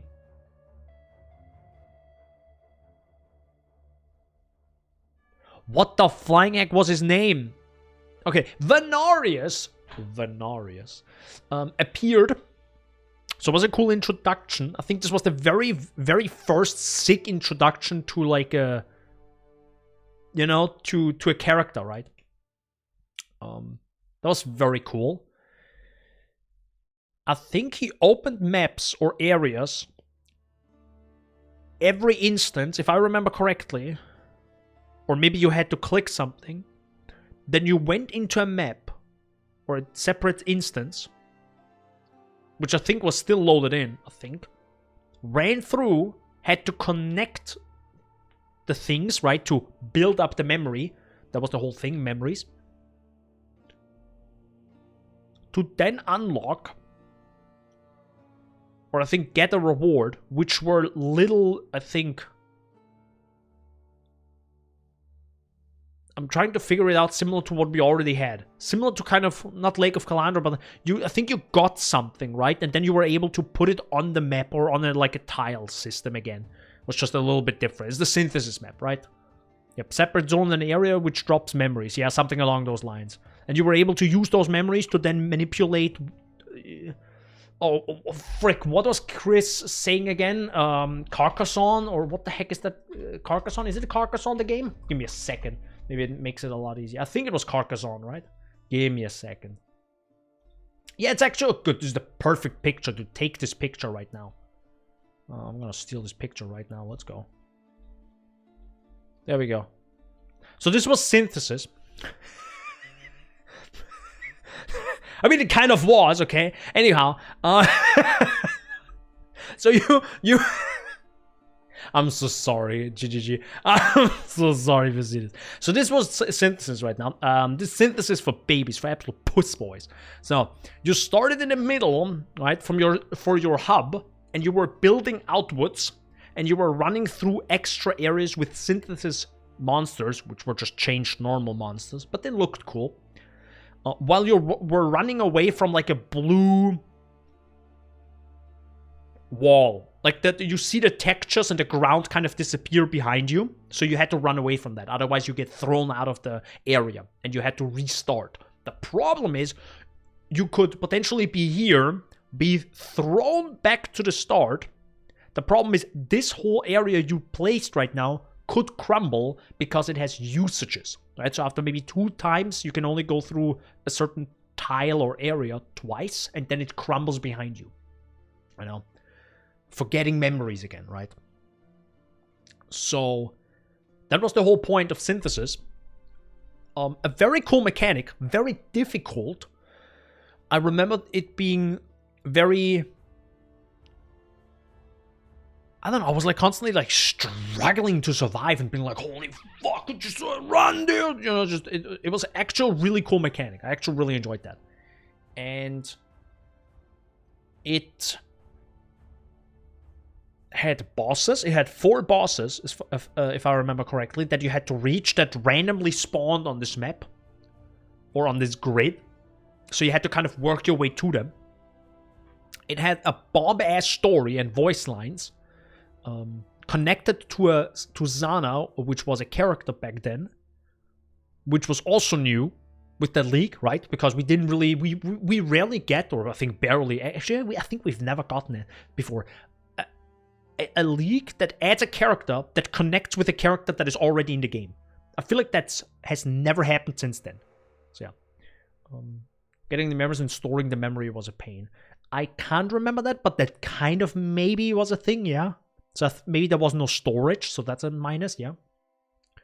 Like a reverse breach, Katakon, no, not Patapon, yeah. I don't know, for me, like, survival wasn't a problem, my channel was just slow, so it was constantly getting kicked out. Okay, that was also sucks, yeah, so it's...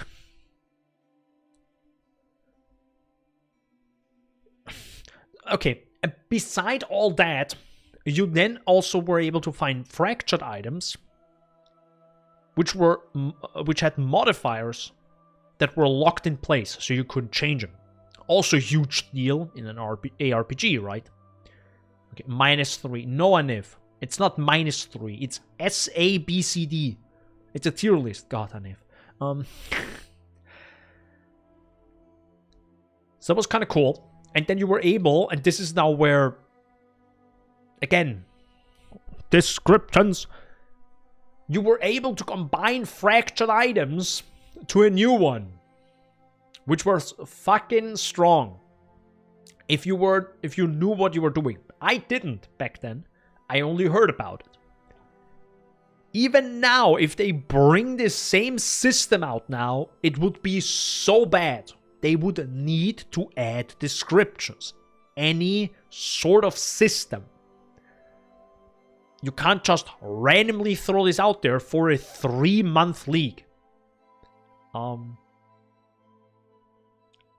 Obviously, people figured it out after some time, right? There were like probably guides and all this stuff, but still, that doesn't matter. We're talking about the league content and what was in the game. Nice. So it's a mixed bag, because you have, like, similar to Lake of Kalandra. Hey, you can get these sick ass base items, and you can get these. Lake of Kalandra is a very good comparison to Synthesis, to be honest, because Lake of Kalandra, cool, you can change your modifiers on an item and make it minus or double it and all this jazz, right? Isn't that sick? You barely find it. Synthesis, look at all these fractured items that you probably never are going to use because 99.9% are goddamn useless.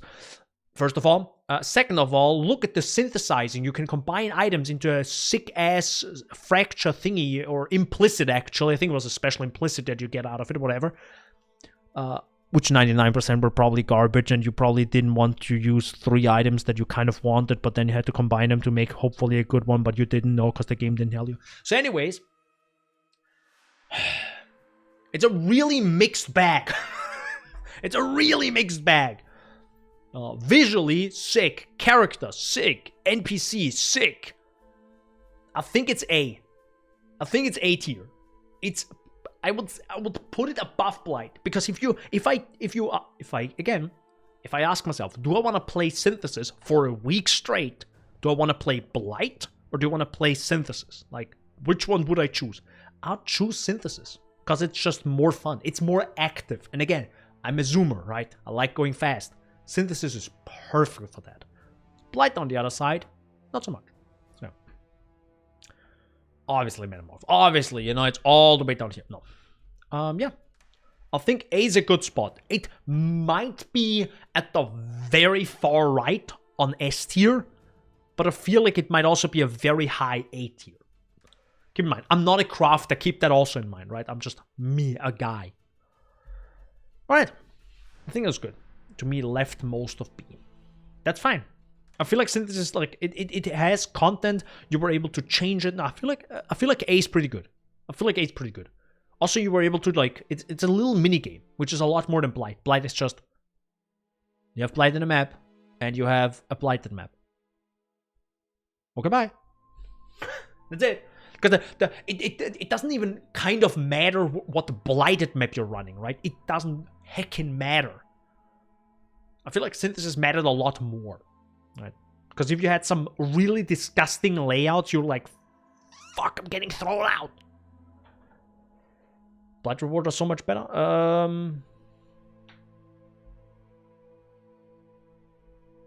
Maybe, I can't really I mean, it also takes a lot longer though, Blight, right? So, no. If I have quick, instant gratification, that's a lot better in the league than long-term stuff. That's why Metamorph and Arch Nemesis at the very bottom. And Harbinger, and Breach, and everyone else. So yeah. Alright, I feel like that was pretty good. I don't think they will ever bring back Synthesis. Probably not. Good. Now I will choose one. I will choose one randomly. If it's Forbidden Sanctum, I will not do it. I'm gonna look away. Am I in the right horizontal position? Okay. Harvest. Ooh. Ooh. All right.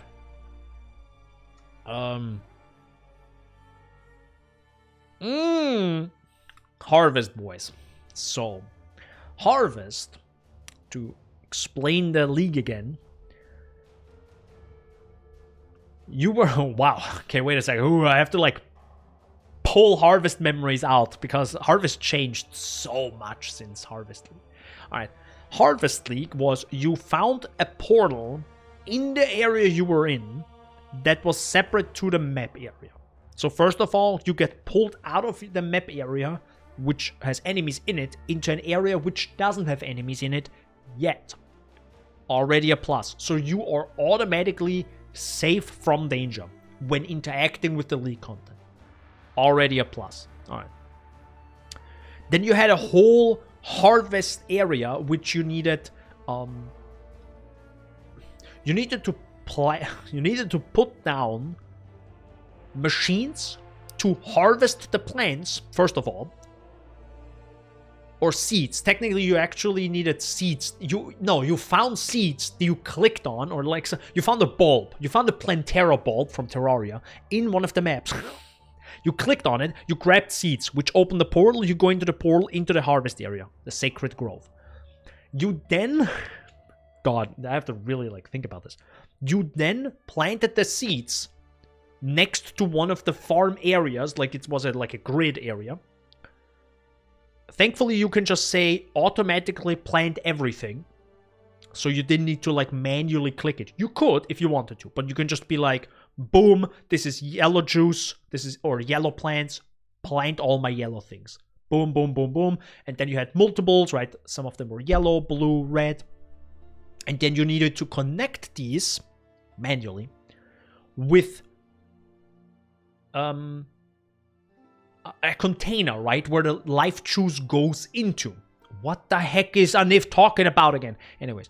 And then you had to activate the monsters after a few more times going to Sacred Grove, right? It counted how many instances you have gone through. And after some time, those plants were ready. Those plants are monsters. So you activate the whole thing, kill the plants, or kill the monsters that you yourself planted earlier, and you get the juice, which the juice goes then into the container. Then you connect that manually. And from the container, I'm going to call it a container. It's big. It's a big container. It's a machine, kind of. You needed to click above the machine to then start crafting stuff. You needed the item with you, first of all. So you couldn't do it from... You couldn't grab the stash back then. Now it is. And the good thing was, if you had enough juice ready to go in that container, right, because these containers had a limit, you were able to just break them and put them in your inventory, or put them somewhere else. Didn't really make a lot of sense, let's be honest, but that was the thing. Alright. So to completely maximize profits, you would have wanted to use the entire Sacred Grove, which technically, I think there were even guides on how to maximize every single square inch of that area to use. Also, you had sprinklers, I think, to also, make this monster stronger, and potentially, I think, also get a higher loot and all this jazz. So there was a lot of stuff, like a lot. That it was a really big minigame. So if you thought synthesis sounds like a big minigame, bro, you have not even seen what the fuck Harvest was. Just look at a couple gameplay videos and you're like, my goodness, that was a leak. So this was I think this took the longest time to explain this leak, because it was so mega detailed. It took some actual effort.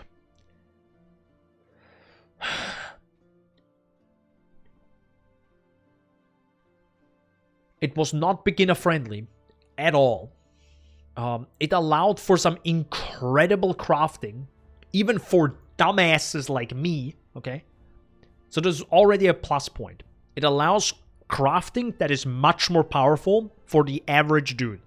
Awesome. It was a pain to set up. It was an absolute pain to set up, but when you got it set up, that machine was running, boy. That was running. Bosses were somewhat unique. They were, I think, similar models or changed models from existing enemies, but with different attacks. So that was kind of cool. A very special boss that is still in the game that I love. Very cool. Harvest music, still sick. Overall, also, I think quite dangerous. I think Harvest is very dangerous, which makes sense because you got a lot of power from it. Because crafting.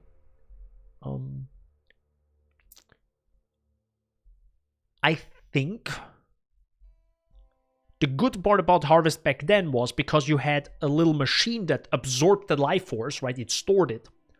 You were able to kind of store unlimited amount of harvest crafts ready to go whenever you need them.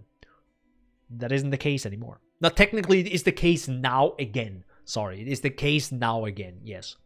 So that was also good, right? So you weren't limited. So So, oh no, I only have 5 crafts ready, and my life force is being wasted, right? That wasn't the case. As long as you were able to place all these things everywhere, right? So it's a lot of like work that you had to put into harvest.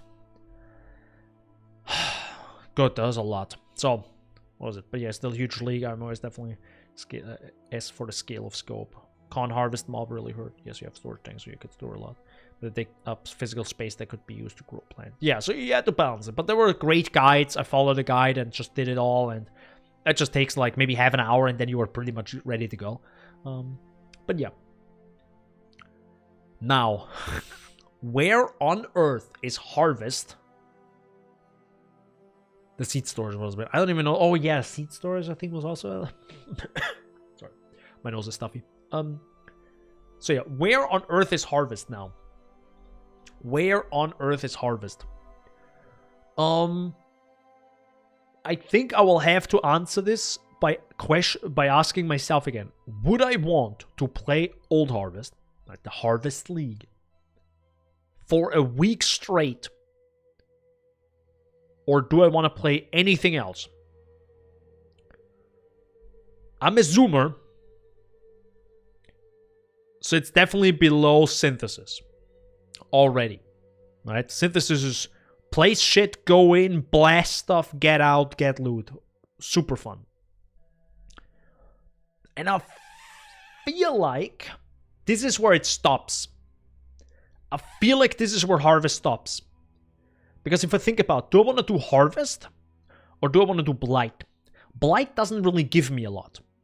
But Harvest allows me, Old Harvest, allowed me, even like a dumbass like me, to craft shit. Fairly easily. I wouldn't say I made good stuff. I'm just saying it allowed me to, right? So I would be excited to play it for a week straight. Compared to, would I want to play a week of just Blighted maps? You know. I'm actually considering putting Blight below Lake of Kalandra now. Now that I think about it, do I want to do 1 week of just Blighted maps?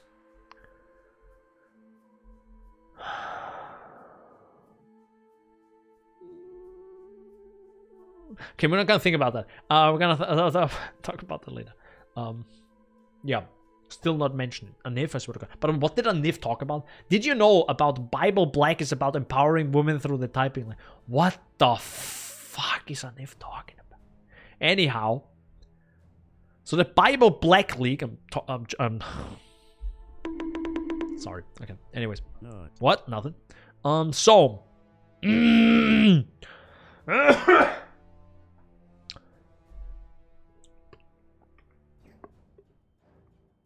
You guys doing good? Moving on from that one. Dude, Harvest was a little bit difficult now, I have to say. Alright, by the way, I have not prepared for this video at all. I'm doing this literally, I'm improvising here. Next, you chose, I think, Harvest. No, I chose Harvest, so you choose the next one. Please choose the next league. Which one? By the way, I have Legion and Bestiary behind me. If you can't see it. By the way, I have no memory of Scourge League. I guess we do Scourge now.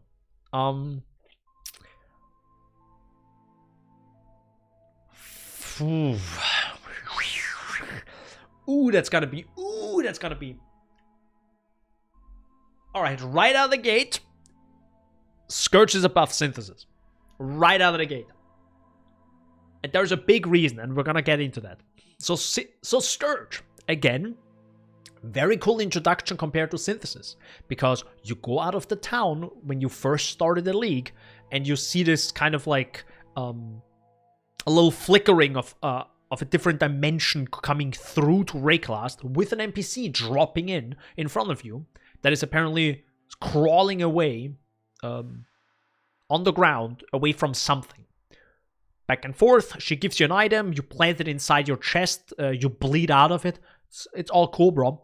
And you were able to you killed mobs in the area to gather blood, so you can then temporarily turn into or go into a different dimension, the Scourge dimension, I think was it called, and kill mobs. kill Scourge mobs, which potentially then dropped specific Scourge loot like tainted items, so tainted Chaos Orb, tainted fusings, tainted chromatics, which were in generally a theme of corrupting things, right? So you were able to, I think for the first time in a long time, you were able to change corrupted items in a major way. There was a huge change, first of all. Slight negative part about getting into the Scourge Dimension is, when you go into the Scourge Dimension, it was really nice. It was cool. The effects were cool. The enemies around you were pushed back, so you didn't just instantly die. But you had to react quickly, right? They're demons. They're not gonna wait for you, bro. So you were running through the Scourge map, and at the end, like if I start down here, right, and I go all the way up, and the Scourge meter runs out, I'm like, boop! I'm getting teleported back where I started from, right? Oh my god, it's Kevin. Hello. So it was an interesting mechanic, but it was a little bit back and forth, and you were able to go into the Scourge Dimension multiple times per as long as you had enough blood from the monsters that you killed in the normal dimension. You were able to get into the Scourge Dimension, so it was kind of cool. So it's not a one thing per map thing. You could just go multiple times. So juicing, having a lot of monsters, so you get a lot of blood, so you can get into Scourge, is like, yeah, it synergizes very well, right? On the other side, you also got more loot, and I think it's also more dangerous to go into the Scourge Dimension the longer you were in it, or the more monsters you killed, something along those lines. So far, I think it's a good loop of content, right? You go into your map, you kill a couple mobs, you go into the Scourge Dimension, you kill a couple more demons, you then teleport back, which sucks a little bit, and then you go forward again, kill a couple of the normal mobs, so it's a rinse and repeat, right? So that was kind of the loop of Scourge League.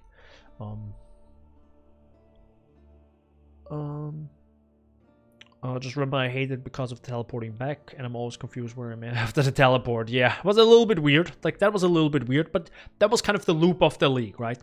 Then you also found, that was also a little bit of a feels bad moment in Scourge, because you were able to randomly find some sort of furnace, I think was it called, which allowed you to bake, cook, prepare or scourge an item, and also maps, which was kind of a cool thing. So Scourged maps, I think, had modifiers on them that automatically put you in the Scourge Dimension when something happened. So for example, if you use a flask, you are put into the Scourge Dimension. If you kill a certain amount of monsters, you instantly put in the Scourge Dimension. So you weren't able to choose, you are just put in the Scourge Dimension and had to live there for some time, or potentially, I think there were some maps that you had to go in forever. I don't know.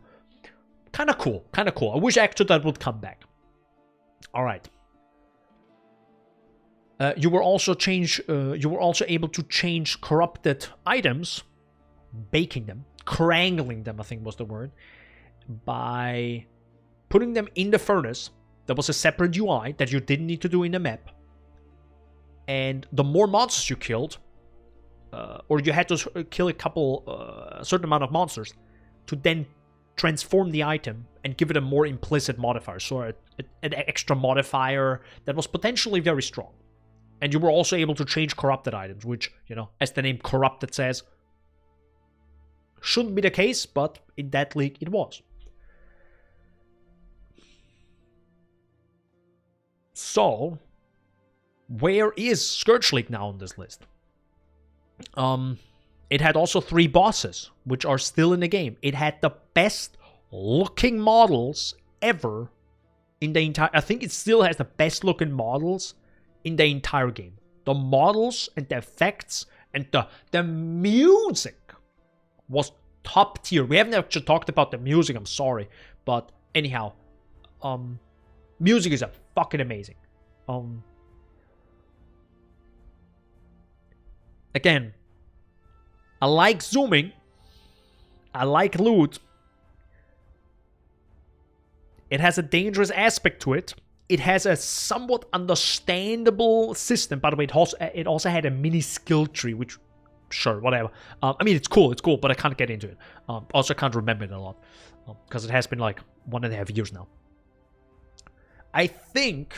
Did you want the bosses to have their own arena? No, I felt like that was kind of the good part, that they were in the map. Like, you were kind of like finding them in the map, and that was also kind of some mobs or some bosses, depending on the area you were in, were really dangerous, some bosses, and some weren't. So I feel like that was kind of okay.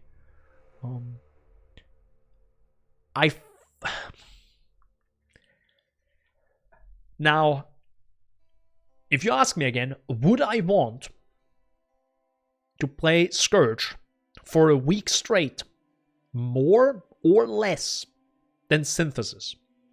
What would be my answer?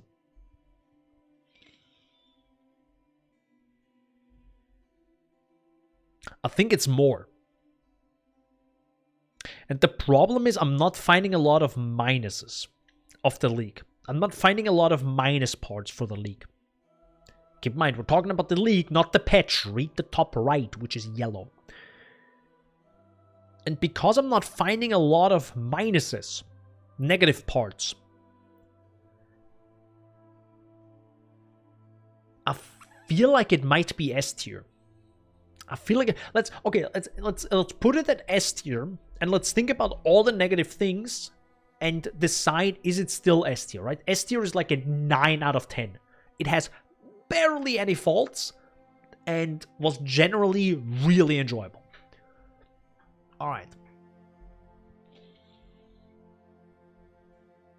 Because keep in mind, in Synthesis, even though I have completely... I said I don't like the fractured items, and I don't like looking through a billion of them, and synthesis items, and all this shit. It's still fun just to run through the area and kill mobs, right? Same with Scourge. I don't care about the crangling. I don't need it. It could be literally gone, and I'm fine with it.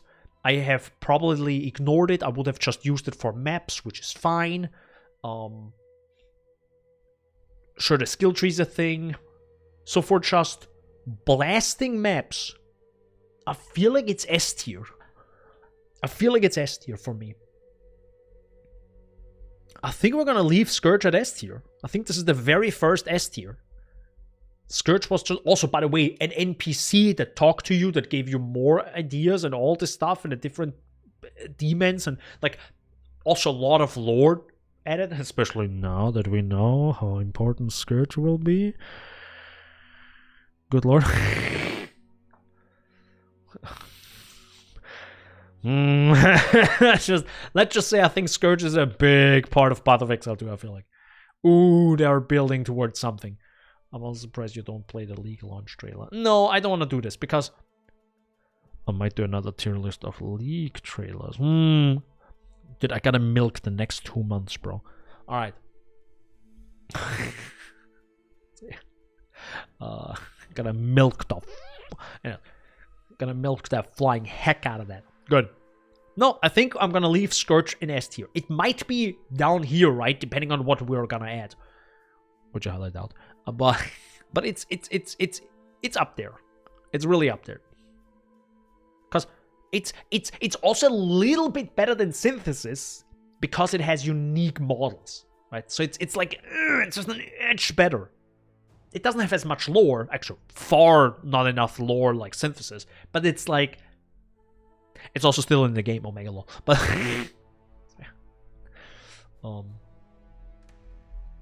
yeah, I don't know, like I said, I don't care about the crafting. If I can ignore it, and I still have fun with the league, that says a lot about the core mechanic of the league, as in blast maps, or blast mobs, so yeah. Did you say Scourge or did I choose Scourge? You said Scourge. Alright, so now it's my turn. Betrayal, boys. Let's check Betrayal. Ooh, this is gonna be low on the list. Ooh, this is gonna be... Ooh, okay. Ooh, okay, let's go into Betrayal. So, Betrayal. A mechanic that no one can explain to you because it's way too fucking complex. It's way too complex to explain betrayal. The TLDR is there are 4 things, factions, 4 things. Well, there are 3 out of 4 potential things happening in a map. Each instance back in Betrayal. And it usually involved either a random character trying to assassinate you, so you have to fight back. A train of enemies patrolling somewhat through an area going from A to B. You have to stop them by killing the guard, or the big guard, or some big guy, right? That is part of the syndicate, which is an organization. Or you had to break down kind of like not a fountain. What was it called? Like barricades. You kind of had to break down like barricades through a door towards the enemies. I'm explaining this awful. I know, I'm god awful right now. My brain is melting. So you have to do that. Kill parts of the syndicate. So overall, it's usually kill one of the or multiple of these syndicate members. And there were like, I think there are 20 syndicate members on a board. And you were able to control their position and how they're associated with other people. So maybe they're liked towards another or hated towards that person. And you were able to control it. And you were slowly working through these syndicate members to the big 4 of the 4 factions. Which you can then find their safe house, which is in a separate area. You kill those. So it's usually more like it's unique enemies, so it's definitely more... They're strong enemies, right? They're a little bit tankier. Especially in maps, they can be quite tanky and dangerous. Betrayal was actually so fucking dangerous, I hated it. So we're gonna get into that. And if you slowly build up some sort of like meter. I mean, slowly you were building up a meter towards the syndicate safe house, and after some time you kind of find out more about the mastermind, or at least you were able to then, after some time, fight the mastermind of this whole organization, because they were, being revived all the time, right? They weren't able to die, which is very rare in a video game, right? That you, the player, can revive, but not the enemies usually, right? Good. So it had a big boss fight. That was cool. It completely scrambled all the NPCs we had, right? It took old NPCs that we killed before, but now were revived. Even like Hillock, which was... No, actually... Yeah, Hillock was. Yeah, Hillock was like... Okay, I'm picking right now. Anyways, so a lot of enemies that were already in the game, or unique enemies, were like kind of reintroduced in this as a syndicate member. Old NPCs went away, new NPCs came, but we're specifically talking about the League, not the patch. So I love that. A lot of lore, a lot of new characters, very cool voice lines, still love hearing them. The content itself was fine. Like the as in the little mechanic, the little mini game you had to do to, progress the syndicate. The enemies themselves, though, were, I feel like, way too overtuned. I think this was also back in the day where I sucked ass at the game. So, like, going 2,000 life and I'm in tier 8 maps. Why am I dying against betrayal enemies? Like, yeah, obviously, bro. So, difficult to say. I think it's also a league where I played more, but I also stopped at some point. I definitely didn't play through. Like, back in the day, I didn't play through 3 months at all, because I was just like, no, F this, right, and just stopped. But I at least tried the league. Anyhow, where do we put Betrayal now? Because it's in a really weird spot.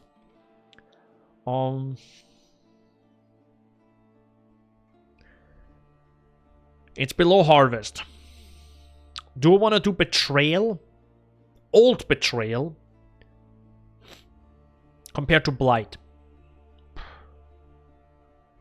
No, because they're too dangerous. They are too risky. Do I want to do Betrayal more or less than Lake of Calandra? By the way, I don't care about the crafting. The loot was garbage. The items, some of these items were cool, but overall, like, nah, fuck this. It's below Lake of Calandra. I feel like Betrayal has worse loot than Lake of Calandra, which is a low bar. Like, holy crap. That you don't get showered in Betrayal in Syndicate safe houses is a... I don't get it. Anyhow. Especially now with Forbidden Sanctum throwing the vines in your face. Anyhow. I don't know enough about Legacy League, so that's a problem. But again, do I want to play Betrayal for a day, for a week? Or do I want to play Legacy League, which I haven't played, but it sounds pretty cool. Probably Legacy League. Do I want to play Breach of heckin' day for a week straight? Or do I want to play Betrayal?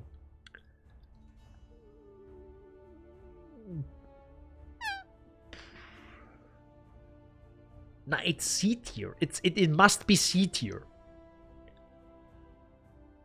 But is it before or after Breach? Betrayal wins because it has fun NPCs and dialogue compared to Breach.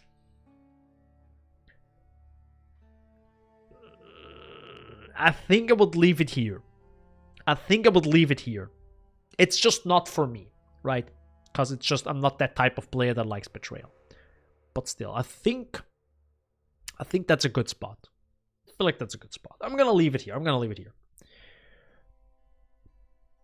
So,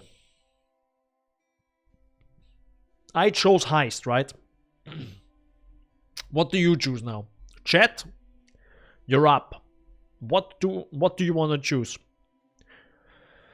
By the way, behind me is Ritual and Bestiary. Behind my big ass head. So, you're able to choose the next league that we're going to put on the list. Or I'm going to discuss. I have to think about what.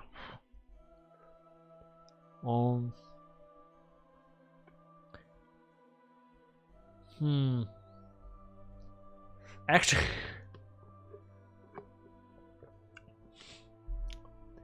let me blow my nose again because I feel like my nose is so stuffy from talking, dude. I think I'm going to choose Delve now. I think I want to talk about Delve. Let's talk about Delve.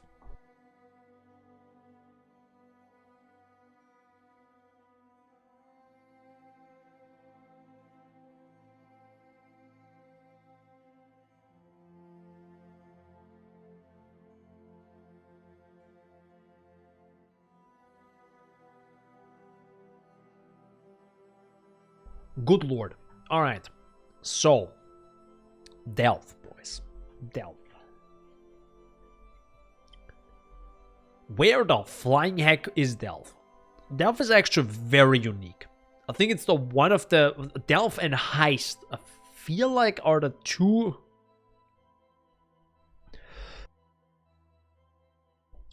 leagues that are kind of like separate pieces to Path of Exile. Which is very unique. I feel like there's nothing else in the game. Forbidden Sanctum might become that, but it isn't yet.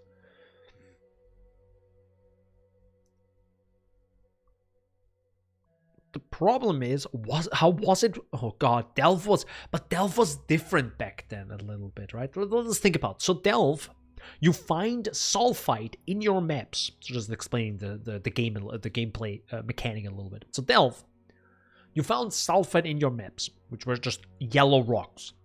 If you click them, Nico, an NPC, introduces himself and talks about it, and then grabs the sulfite for you, which then fills up a bar on the side of the screen. And you do this 3 or 4 times per map, I think, and at some point maybe the bar is full. So grabbing sulfite then would be a waste. And how do you use sulfite? Well, you go down Delve, right? You delve down into the ground, meaning you follow a little cart that emits light through tunnels and areas and caves further and further and further down into a massive cave system, an endless cave system still. And the deeper you go, the better loot you find, the more dangerous the enemies become, and it's literally scaling endlessly. So it was a very unique mechanic, I think, back then. And I love these. I always loved, I think barely any game does it. I might need to find actually games that do that. I'm gonna throw Sword Art Online right here. So I love the idea of Sword Art Online, the anime, of the you start at floor 1 and work your way up the tower to floor 100 or whatever, right? I love that idea. I would love a full MMO that really focuses on that. The problem is you have 100 freaking levels to make and areas with cities, and it's impossible, right? It's theoretically possible. I think writing a book like that would be incredibly difficult, right? Because you have 100 different areas. There are the 100 biomes on Earth. And I think you can maybe come up with 20 or 30 more, and then you're scratching the bottom of the barrel, right? Anyhow, so Delve being kind of the opposite, as in you start at, depth 1 and go all the way down and there is no end, is a cool idea. But there are a couple things. So first of all, you need to... Sulfite is not endless, right? So you need to grab it in the maps, first of all. Back then, I think the minimum or the maximum of sulfite you were able to upgrade to, because you can upgrade your the strength of your light, the damage you take in the dark, because the dark is bad, It's like a little child. It's like, no, I can't get out. It's dark outside. Out of my room. I need light. I can't sleep in the dark, Mom. I need my little light on the side. I also needed it. Anyways, so it's a cool mechanic. I still enjoyed doing it down to depth 600, doing my first owl. Visually, it looks a little bit outdated now, I have to say. Back then, it was very cool, though, because of the whole light, right? Light being a huge, big thing in this, right? Because, yeah, it's the whole... Yeah, light just mattered in the league, right? So it's... The layouts themselves were a little bit whack, right? It's kind of difficult to... traverse, so you can go ahead of your card and your card moves towards you, so it follows you quicker, or you can stay behind the card or next to the card and it goes slower. So depends on if you're just no, I'm gonna run forward, it follows you, but yeah, gotta be a little bit careful that you don't run the different way and then you just split apart from your card and suddenly you die in the dark. Yeah, TLDR, NPC, fun NPC, cool dialogue, funny dialogue. A completely separate area to the maps, or two maps, that you can stay in for quite some time. The loot was mediocre, I think, because it was mostly about Delve fossils and what's it called again? Not incubators.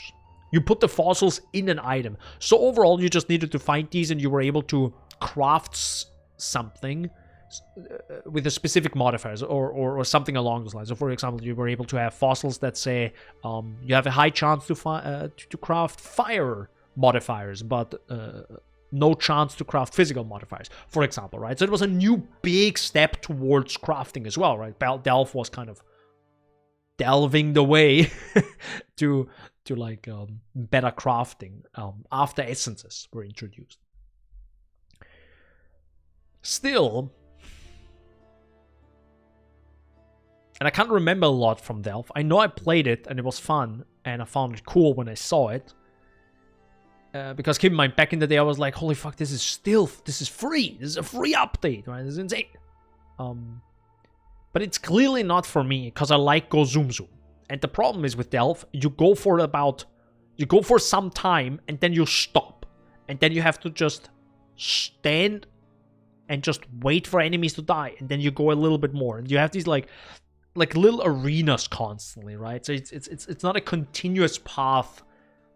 So it's a bit annoying. I mean, obviously they needed to do something, otherwise it just gets boring if you just run a path endlessly down, right? You need stops in between. Also, if you die, you then get thrown back to where you started. Where do I put Delve though now? Now, if I think about it, do I want to do Delve for a week straight? Or other ways? Let's think about S, A, and B. It's definitely not C. I can say that. It's definitely not a C tier. B is a good, right? Yes, Lake of Calandra is there. To a degree.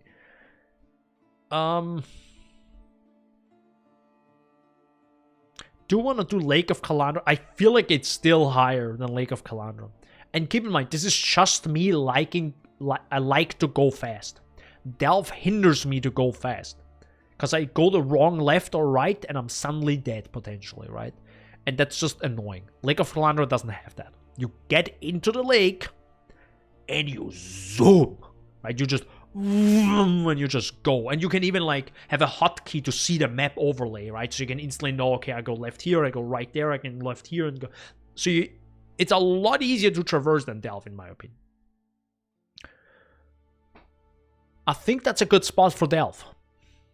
Because it's definitely better and more interesting than Legacy.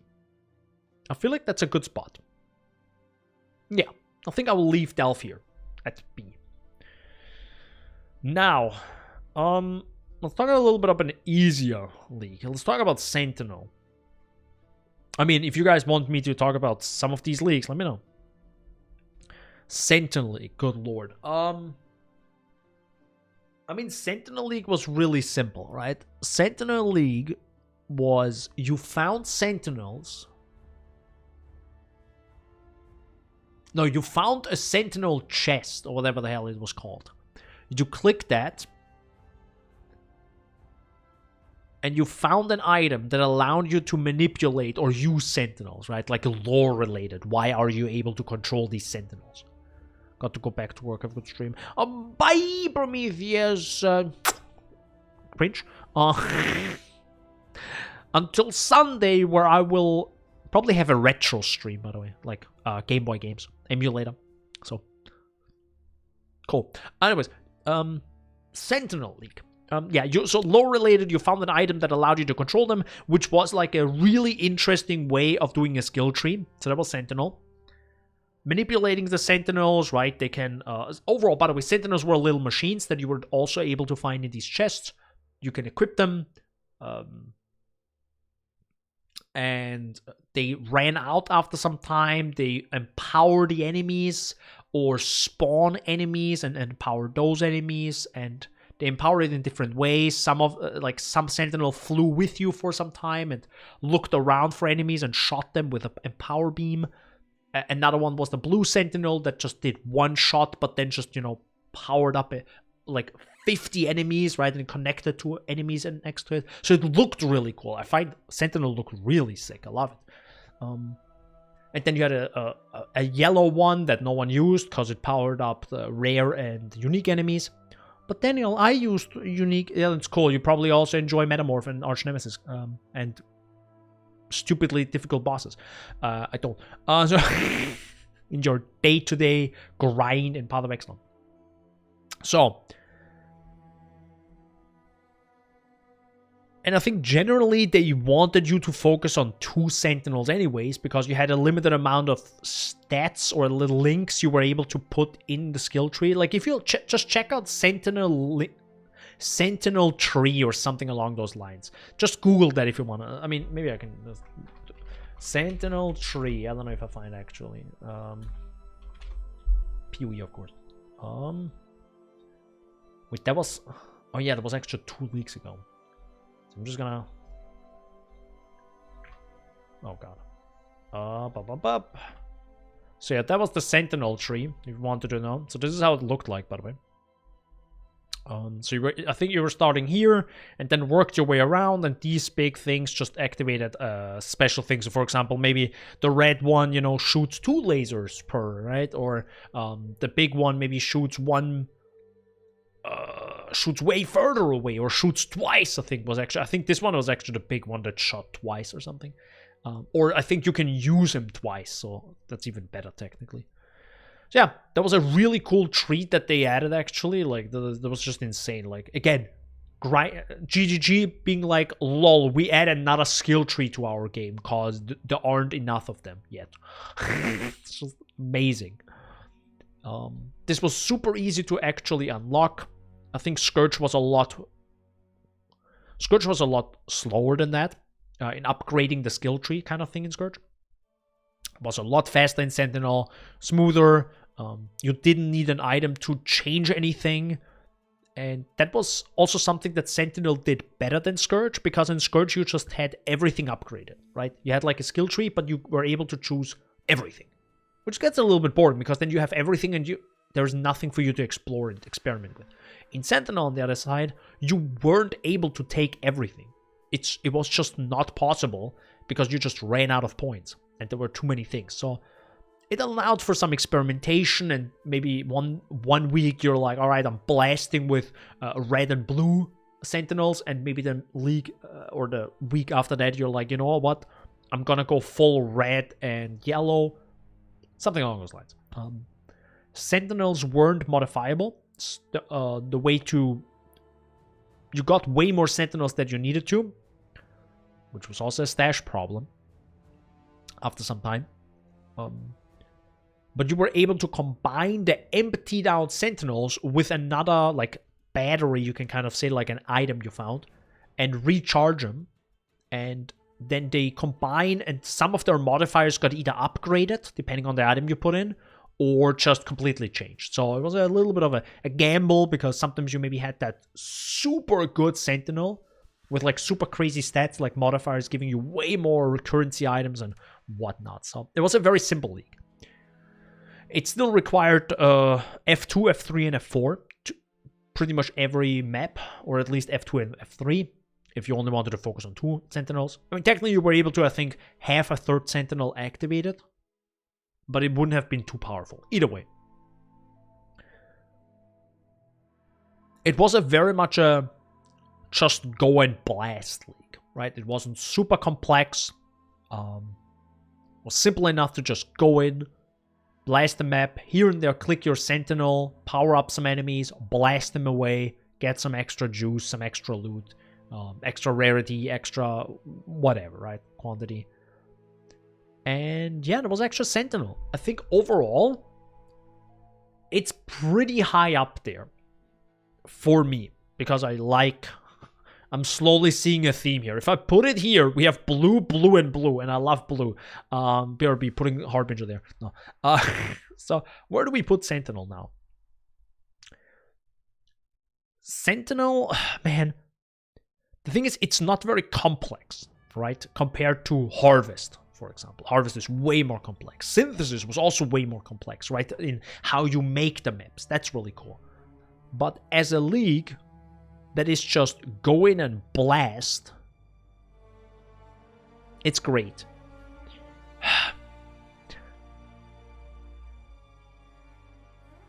The whole asking myself if I wanted to play this for a week straight, yeah, I would, of course. More than Synthesis. Let me ask it a different way.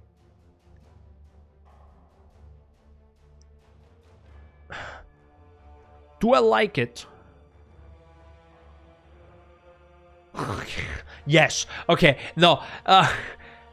I'm trying to not put it on S. It would be S tier, technically, because it's again similar to Scourge. Go in, click some buttons, and you blast, right? But I felt Scourge had more depth, so it's technically higher. Synthesis had more depth, so it's higher. Harvest had more depth. More annoying, but at least more depth. I think I would put it here. I think I would put it here.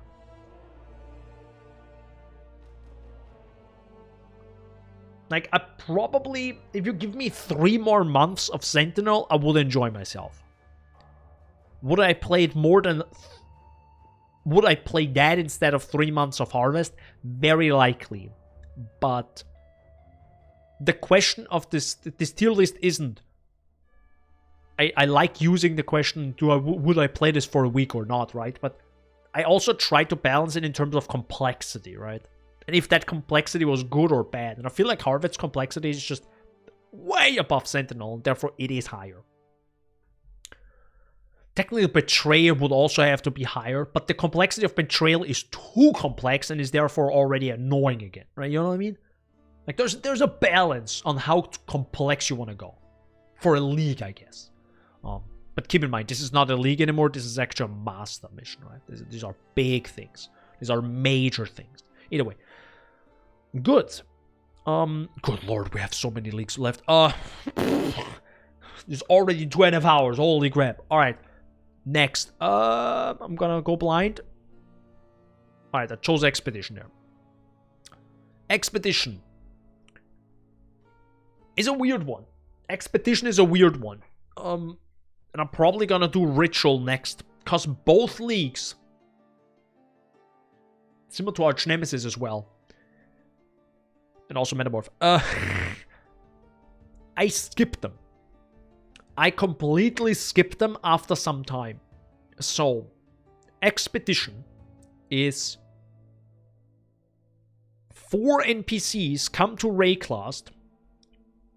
They have an expedition trying to figure out what happened to their, I think, relatives or clan members or bosses before them, like dozens or I think maybe even hundreds of years ago.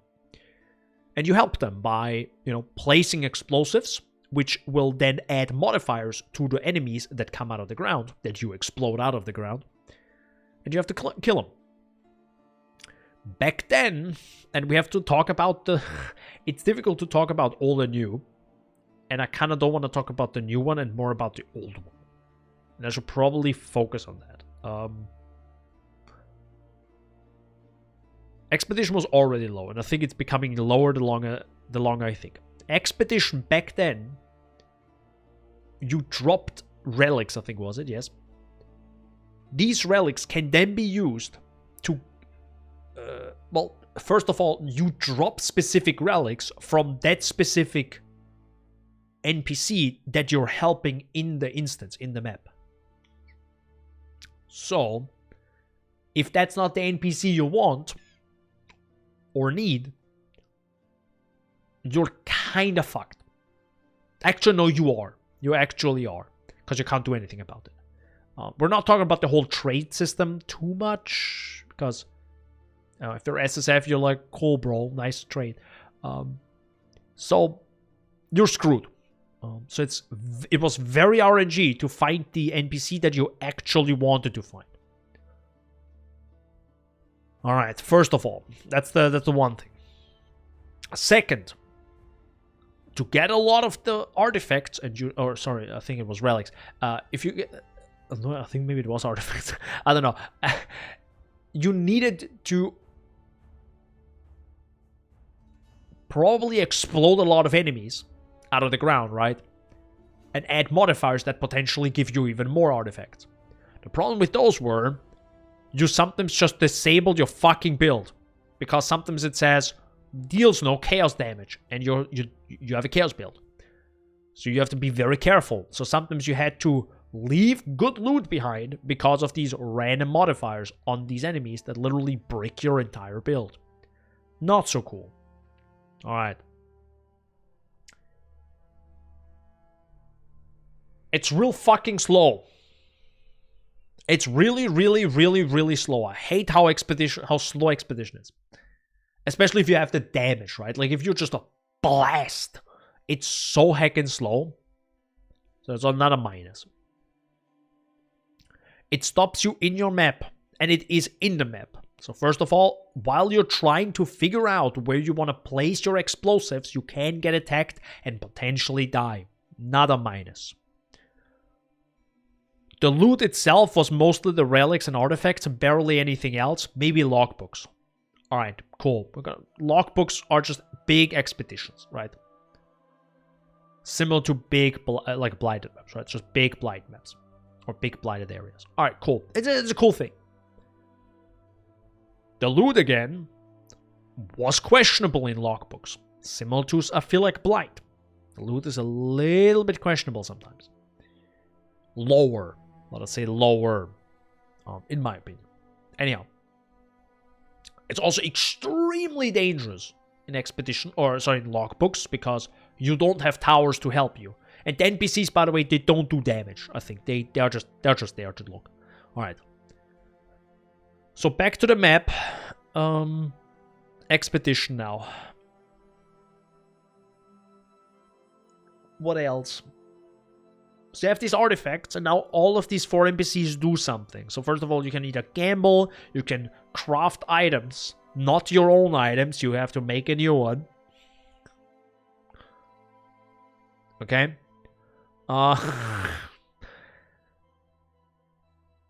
Then there was one that gives you currency items, or a variety of currency stuff, and also jewels and stuff like this. And then there was Danik that sells you logbooks or other artifacts for the other NPCs, right? So it's kind of like a check of all trades there. Well, not check of all trades, but like, anyways. Good.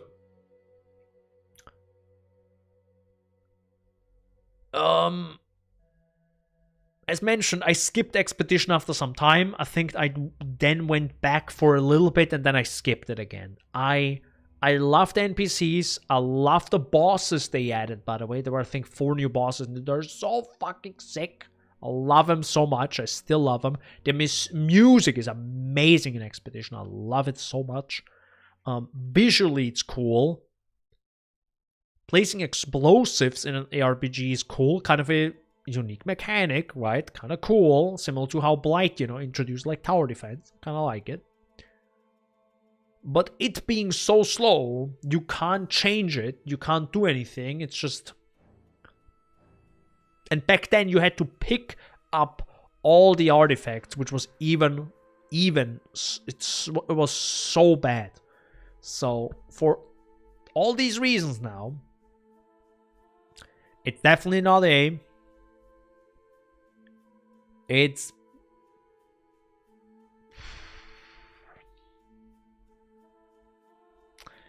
Yeah.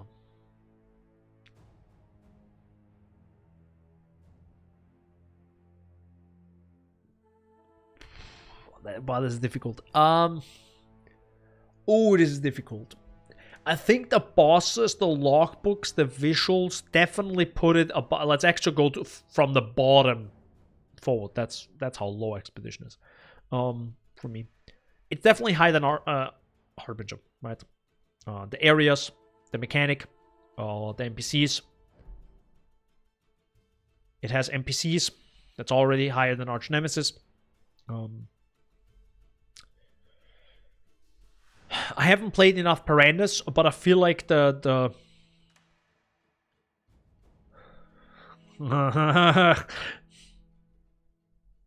Expedition and Piranhas has to battle it out now. So,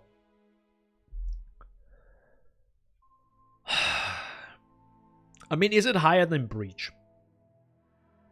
Actually, yeah. Yeah, the NPCs, the logbooks, the bosses, they're so much more interesting than Breach. Even the Expedition is also very long. Like the logbooks compared to Breach Stones, like I feel like there's some of the same time. Actually, I haven't tried. That actually would be super interesting to time that kind of stuff in a video.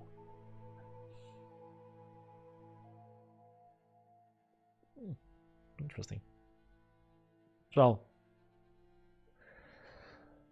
is Expedition higher than Betrayal?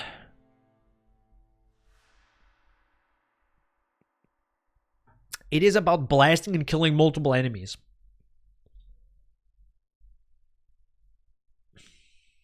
Wow. It has the same color tone, bro. It is gray and gray. We need to put something... Dude, Calandra needs to change. Something needs to change here. This is just uncomfortable. Gray and gray on top of each other. I feel like this is where Expedition is. It's C. I feel like it's C. Yeah. Because dude, it's so funny. I haven't played Legacy League, but just imagining League Stones sounds a billion times simpler, easier, and just an above average increase in fun compared each map compared to doing Expedition. Because if I get Rogue 4 times in a row in a map, I will not be happy. God, I won't be happy. So yeah, I feel like this is a good position for Expedition. I feel like that's good. Maybe I'm wrong. I don't know. Let me know. But I feel like that's kind of good. Yeah. I'll leave it here. I will leave it here for now. Next. What did I say? I think I said Ritual I want to do next, right? Yeah, let's do Ritual. So, Ritual. Right. So, again, a league I completely skipped for the most part. I did it for a little bit. Stopped for like a month straight. Did it again for like a week, and then I stopped again. So, it was... I didn't play the league. I played the expansion while the league was going on. And I'm not joking when I said I skipped Ritual. I literally ran past it. I did not care. Because, again, speed. It was way too slow for the builds that I played. It felt slow. It was boring. You were stuck in one place. And the loot generally was way below average for me. It was way below average all the time. I think the only thing I found which was great, which was probably 1 in a million chance, was a Badge of the Brotherhood when it was, I think, like 10, 20 exalts back then. I don't know. Cool. Still, Ritual. For the people who don't know, there are like circles in an area with like a ritual altar, and you kill mobs in that ritual altar, which then sucks up the blood. You click the ritual altar, the circle you're in gets blocked off, so you can't get out until you die or you finish the ritual. And the ritual usually revolves something like spawning either like dangerous areas, like for example meteor striking down, or some laser traveling across, maybe some weird chaos projectiles flying. Atsiri was there, and generally fine, right? The simpler league. Keep in mind, this came with the expansion. I think even Echoes of the Atlas, yes.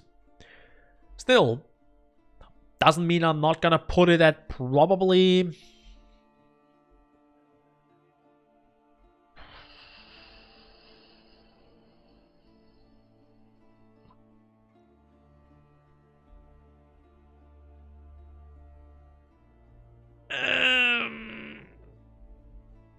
Yeah, I think that's a spot. I think that's the spot. Yeah, I think that's a good spot. Sorry, what? Does the patch matter in this tier list? I swear to God. Kikis. I will just, you know... And then I will... Hi, Mike. Oh, no, he flushed down the fish. Dude, what the fuck? Nani? Okay. Oh my God, we still have so many leaks left. I'm going insane here. Not the horny bonk. No. Oh, wait, what? Nothing. GTA 6 pre... What the fuck are you talking about, Nani? GTA 6 pre... Did Aniv spoilering stuff about... How the heck do you know, Aniv? What the heck? God, I love this bot. Oh my god. Perpetual sincerity out suspected necessary one but provision satisfied. Respect nothing you set waiting. What are you talking about? I'm not gonna read this. I do not understand half the words. Dude, Danny, are you done? No, I'm big brain. It feels like nothing makes sense in that sentence. Alright. Let's move on. Or Kikis. Which league should we add next? Which league should I roast the frick out of? Your stream is an illusion, Exile. Oh, shit. My nose is so stuffy if I'm talking. Heist, boys! Alright. Next. Where do we... maybe I should for the memes. No. No, the heist hater. No, people leave. So, Heist, boys. Heist was a league. That's the end. Why the heck does this... Why does the sound effect not work? That one works, but why does this not one work? I swear to God. Anyhow, Heist. So, you found rook coins or rook markers, and they allow you to travel to the heck it's called, the Rook Harbor with rook members, question mark? Yeah, let's just heist members. What are heist members? So, a lot of new NPCs, a ton of dialogue, a ton of potential story-ish, a lot of lore. So, a ton of content there. Lots of new areas, and it's pretty much going to an area. You have to go to the end of the entire pathway, steal something, and get out alive. If you die, you lose all the loot on the way out. That's the TLDR, kind of. You found items, equipment for the heist members, so that was cool. So you were able to kind of upgrade them along the way, right? So you not only upgrade yourself, you can also upgrade them. So that's kind of nice.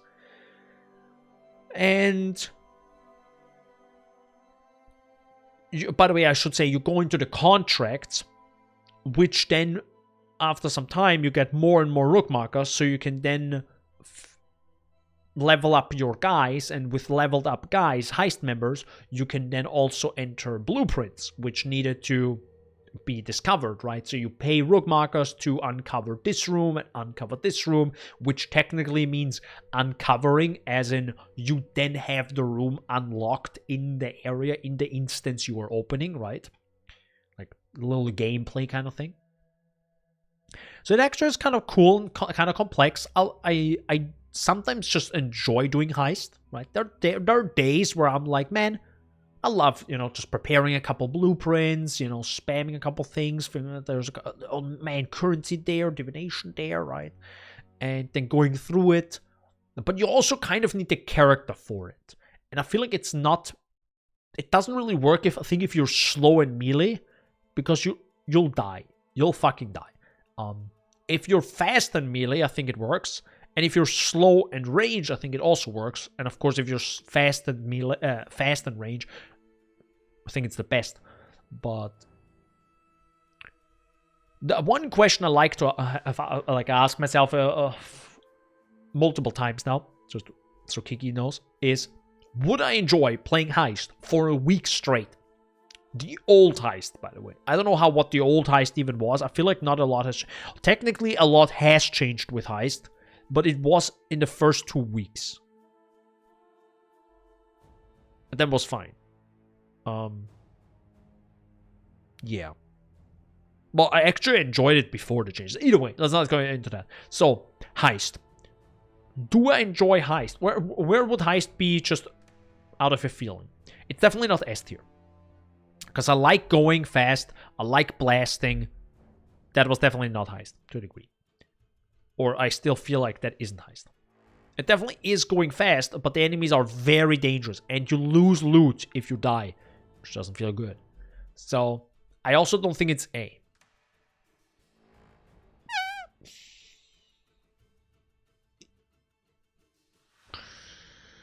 I don't think it's B.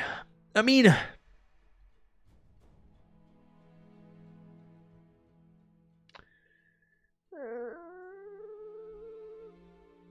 I think I actually have to change it a little bit.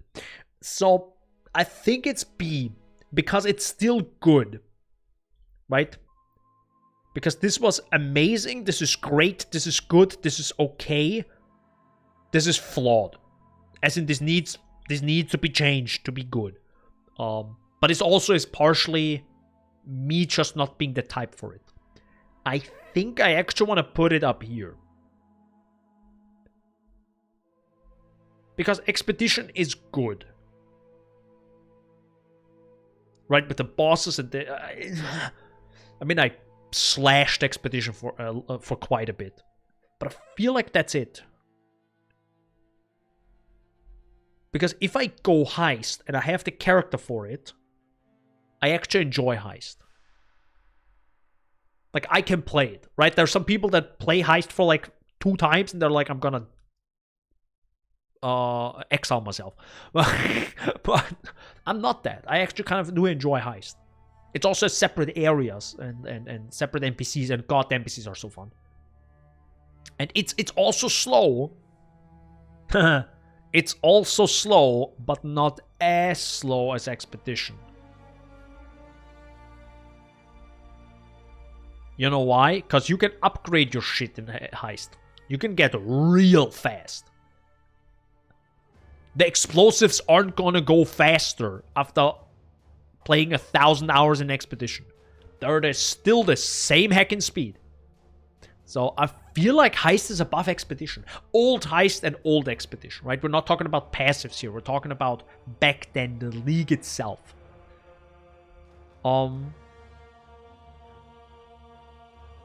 At least I'm trying to. I mean, it's also unfair comparing Navali, Prophecy, with Synthesis, right? But that's kind of the problem, right? Comparing completely 10 years of content. Well, not even 10 years, because we're starting with Prophecy, which is, I think, 2015? But still, it's like 8 years of content here, right? That we're just discussing. So obviously there are changes in, you know. Grinding Games isn't like 30 people anymore, I think, which it was probably at around Prophecy League. They're like, what, 150 now? 160 maybe? Who knows? Good. I think there's a weird spot. I feel like I sometimes I could put 2 leagues like next to each other or on top of each other. You know, they could just hug each other. Maybe I should just maybe I take the picture of Heist and overlay it with Expedition, and then put it as an extra picture in. Just for the memes. No. There are different types of flavors, right? Like you have stracciatella, and then you have pistachio. They're both really good. They're both not my first choice, but they're both really good when you're into it, okay? Is that a good comparison? I don't know. There you go. That's my analogy. Ice cream. So, moving on from that, let's talk about the absolute worst fucking league of all time. So, Gonna get fucking cancelled, boys. Let's go. Get cancelled any percent. Put an extra tier down here, which is just called Sanctum. Oh, good lord. I actually don't know how high Sanctum will be. I don't know. I haven't thought of it. I'm going in full blind. Alright. Let's go with Delirium. Actually. So, Delirium is a fully focused map-related... It's map-related content, right? There's nothing out... Well, no, technically there's Simulacrum. That's a lie. Heist was kind of mostly outside of the map, right? Kind of right. Now, Delirium was in the map, which was a mirror that you walked through, which then spawns a ton of fog across the entire map that spreads out, that powers up enemies. These enemies will fill up a meter, or multiple meters, which then, at the end of the Delirium, if you manually spawn it, or you're too slow and the fog dissipates, you get a ton of loot. It was, I think, the very first map that clicked for me. So it has a very special... I wouldn't say a very special place in my heart, but I remember it for the first league. Delirium was the first league where Path of Exile clicked for me. And I think it was also mostly because I made a shit ton of cash. So that obviously helps, right? That's like figuring out how can I make more money in real life, and then you do something and it makes more money. You're like, oh my god, this is real. Yes. So Delirium was that. It also had the most broken freaking build of all time. Any Herald stackers in chat? Good lord, that stuff was broken. It was so busted. Good lord. There was a little bit of an oversight there. Yup. Actually, I remember playing Ethereal Knives back then. Holy moly. Yeah, that was a little bit of an oopsie. But ignoring this, the league itself was very simple. You power up. Oh my god, it's Miri! Hi. Any cringe in chat? Oh my god, it's cringe! Do you hear the cringe alarm? Oh no. Nothing. So, where were we? I have to focus again. Maybe I need a couple more bonks. There you go. I'm back again. So, hope you're doing good, Miri. Delirium. So Delirium was in a map, in the instance. It made the enemies more difficult. It allowed you to, it actually forced you to go zoom zoom if you wanted a ton of loot. So it kind of played into the whole ARPG kind of thing. I enjoyed that, right? Back then I wasn't really too knowledgeable about Path of Exile, but this was the first league where it kind of clicked, and I'm like, oh, okay. So yeah, this was very much a surprise even to myself, where I was like starting to make a ton more currency, and I was like, wow, okay, this actually is possible, right? Sometimes you're like, this is not possible, this is just fake what people say, then you suddenly make it and you're like, wait, what the heck? Anyhow, so it definitely is a little bit higher. It has the simulacrum, or the problem is splinters drop, which, well, technically splinters drop at the end, after Delirium ends, right? You drop loot around you. So there is a good part, so you don't have to, so loot isn't spread out, first of all. Second, you drop splinters, but thankfully they're stacked. I think they were stacked back then. I think they were. So you need 300 splinters, which is a lot of clicking to a degree, to then make a simulacrum, to then have some sort of wave-like mode, right? You go into a separate area, a separate instance, and you fight wave after wave after wave of enemies that you manually can trigger. So you can say, I want to go wave 2, I want to go wave 3. But obviously you only have 6 chances to get to the end of wave 20, which was previously the max. It is now wave 30. But we're not going to take that into account, right? We're talking about the old league. Back then, how it was. So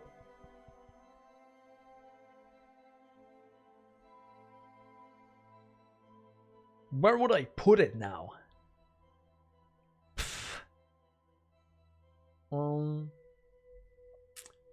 Where would I put Delirium?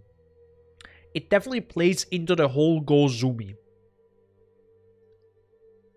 The problem is, it has a really cool NPC. Well, it doesn't have an NPC. Well, it's a non-player character, right?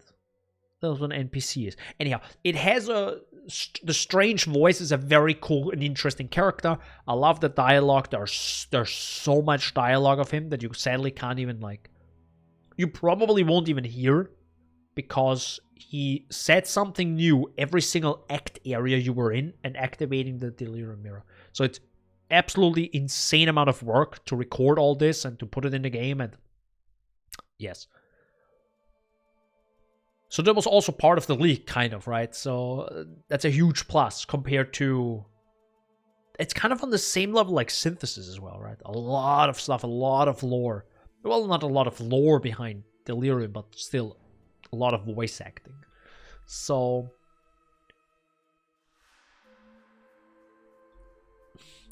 Synthesis and Delirium is a little bit similar, right? Because Synthesis had global modifiers, which made the area more difficult. But it's a unique area. If I'm a little puss boy, and I don't want to get thrown out and waste a chance.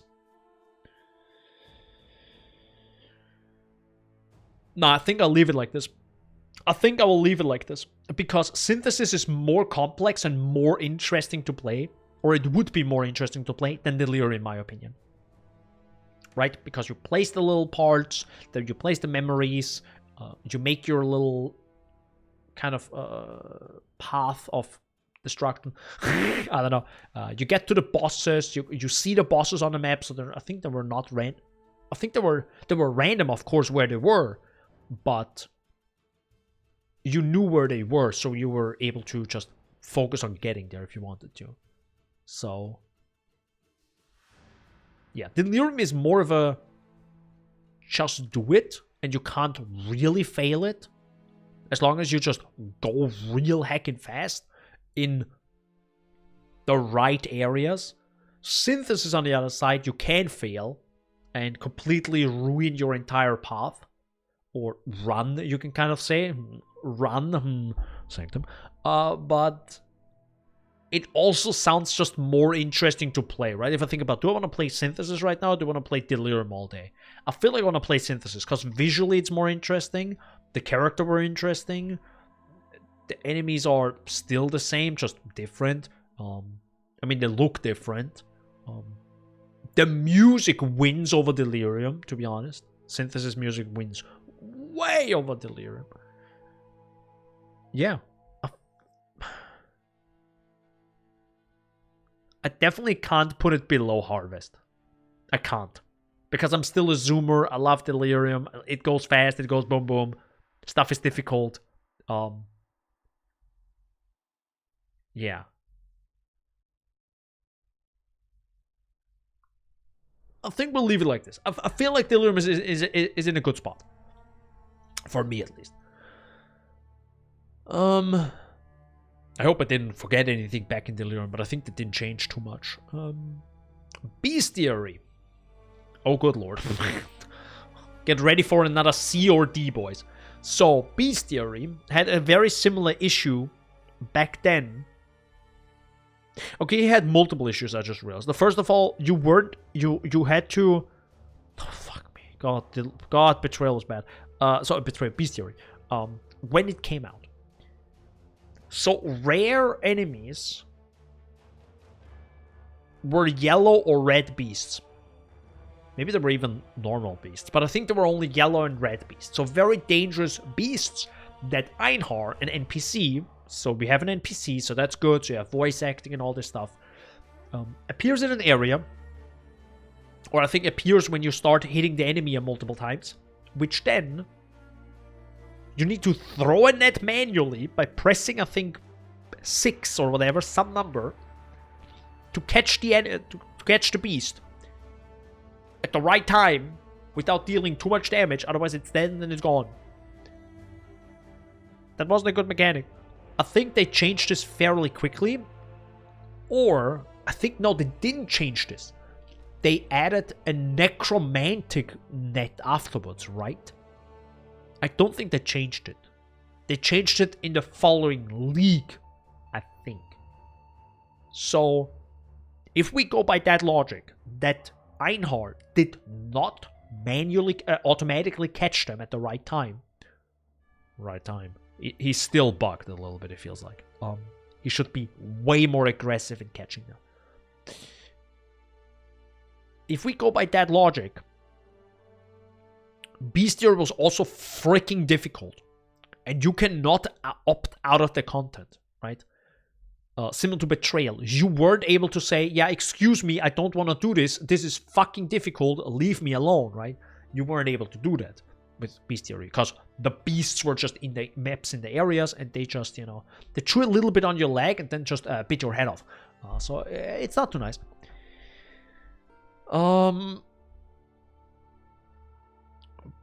Old Bestiary, even new Bestiary, I don't like because the enemies are so strong. Like the beast modifiers on them are they're just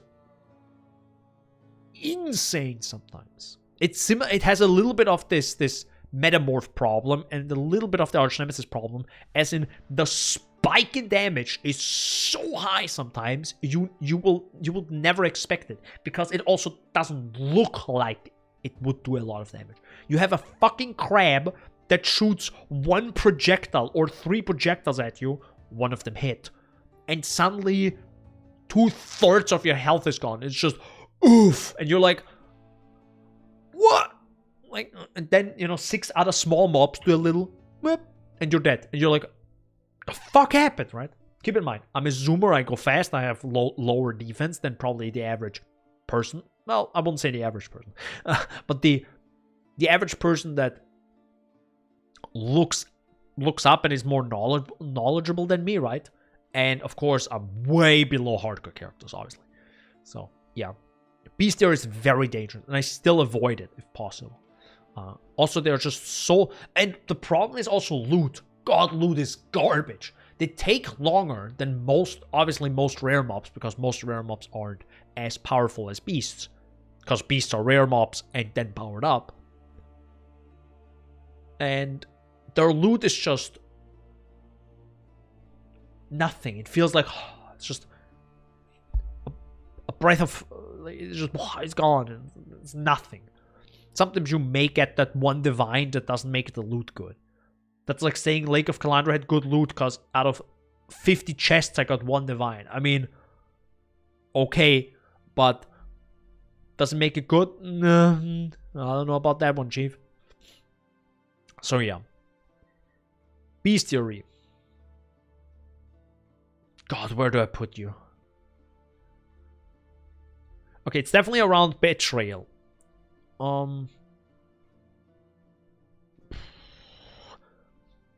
It has the whole crafting system, but I'm also not a crafter. And the only reason why I have Betrayal up there, that's a problem. Like, I'm voting, or I'm kind of putting those leagues in the tiers, but not with the knowledge I had back then, but with the knowledge I have now. So it's a little bit weird, because I can play Betrayal because now I have partially figured it out. Back then I didn't. I still don't like it, and I still wouldn't want to play it. That's why I don't. But Bestiary is crafting, and I feel like it's so much more annoying. And it's so much more time consuming. And if they can finally add a function, a button, anything in the game that allows you to automatically take all the beasts of one type out and into your stash, please, for the love of God, the amount of clicks we're getting close to relic numbers or artifacts from Expedition back in the day. Or picking up 15 pieces from Metamorph. Like, this is insane. It's insane. It's absolutely ridiculous with Bestiary. Oh, I have 50 beasts that I don't need. I could sell them to another player. Well, get ready, bro. Get ready. Clicking a few hundred times. It's actually not an understatement, because you need to first find it. You need to click 50 times to buy the item to take the beasts out. Then you need to click the item and then the beast, and then click again to put it in your inventory. It doesn't do it automatically for some reason. That's another couple clicks, and then you need to take all that from your inventory and put it manually in your stash, and then you need to click them again in your inventory, and then to the person you're trading with. Yeah, it is. It's slow. If I think about that now, but you can also just ignore it. But at that point, you either need to work with the UI that they give you, which is kind of nice, or you're trading stuff. Would I want to play Bestiary before Breach? It's difficult to say, because if I have fuck you damage, Bestiary is fine. You just blast enemies. You just and they're gone, right? But you need the damage. But I don't care about the crafting, because I don't understand it. The enemies are very deadly if you don't insta-burst them, and Einhar actually catches them, which also doesn't always happen. Einhard is a little bit, no, not today. No, thank you. Just catch him, bro. You know, just become the best Pokemon trainer you've ever been. You ever want to be. It's in a weird spot. I would love to. I'm gonna be just an absolute dick. I would love to leave it right here because of its complexity, its addition to the game, the voice actor, the UI that was built for it, right? The whole Beast UI. Well, not only the crafting UI when you were at the altar, but the whole, you know, it's not a Necronomicon, whatever it's called, right? It's the Beast Wikipedia.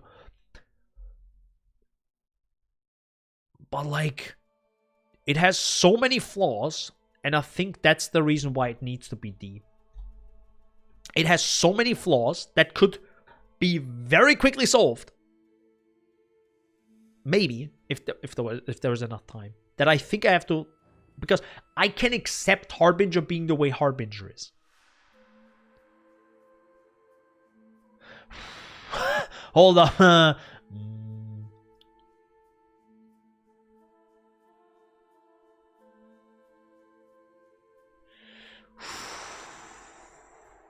Now that I'm looking at Harbinger again, boys.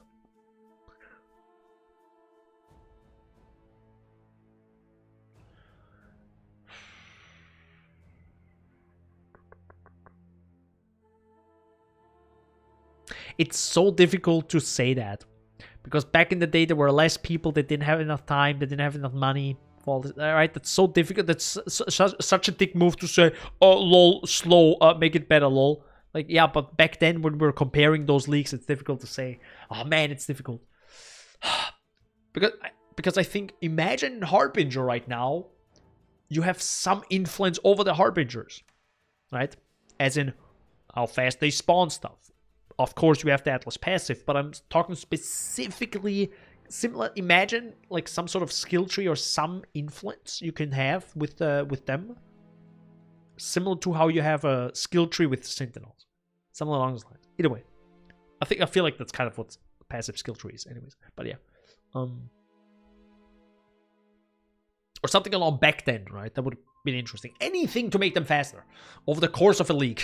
I feel like you're never ever have people that say, "Wow, I dislike this." If you turn the speed of the league down, whatever that league is, and give a player the option to speed it up over the course of the league, I feel like you always have a plus. Of course, if they always do it, right? If they do it 2 times in a row, people will always be like, where's the feature?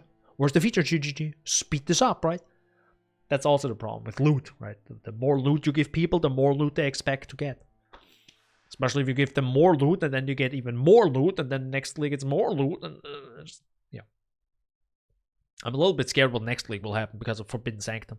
Because Forbidden Sanctum just feels so good. Even though it's super long, but you have a very high chance to get a Divine. And I feel like after such a long time doing this, I should get a Divine. Like, come on, bro. I feel like, yeah, at some point. Oh,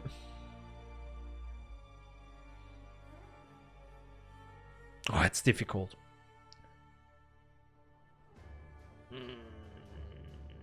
I don't like where Bestiary is. Okay, I'm gonna put it here. I think it's better than this, right? It's definitely better than Harbinger. That's actually for sure, because it doesn't have crafting, so it's already better.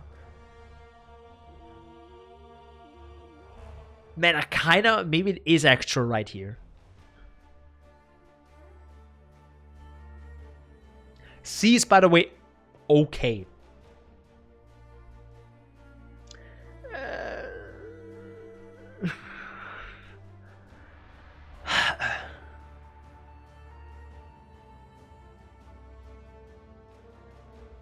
Oh, it's difficult.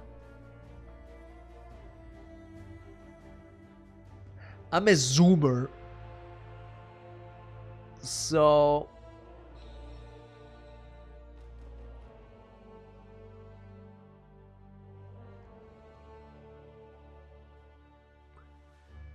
You know what? Oh my god, this is way too complex. I shouldn't even like take this long to be like, okay guys, this is my master thesis. I gotta really think about this. I'm comparing leagues in a video game.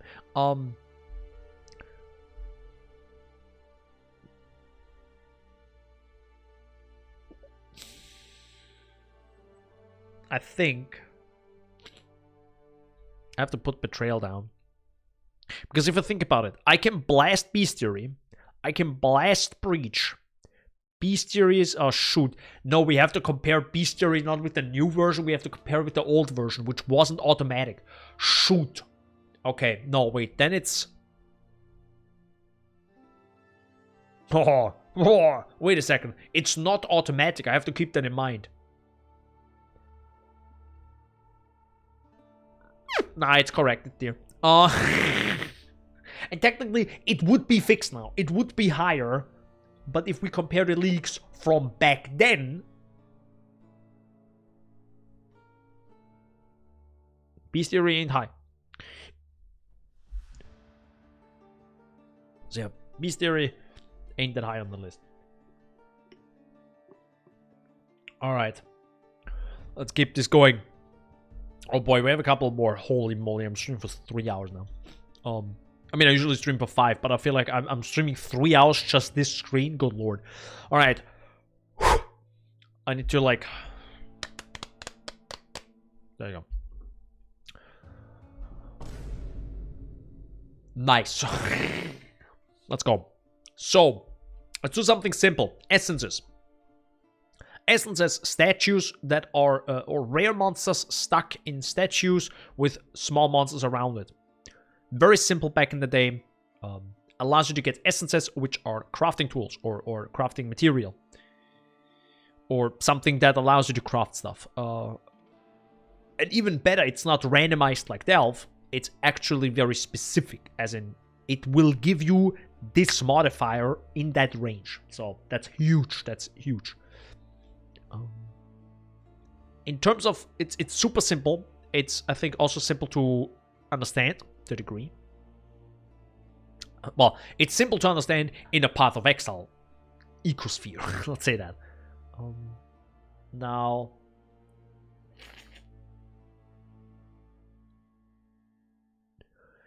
essences, I think, is very high.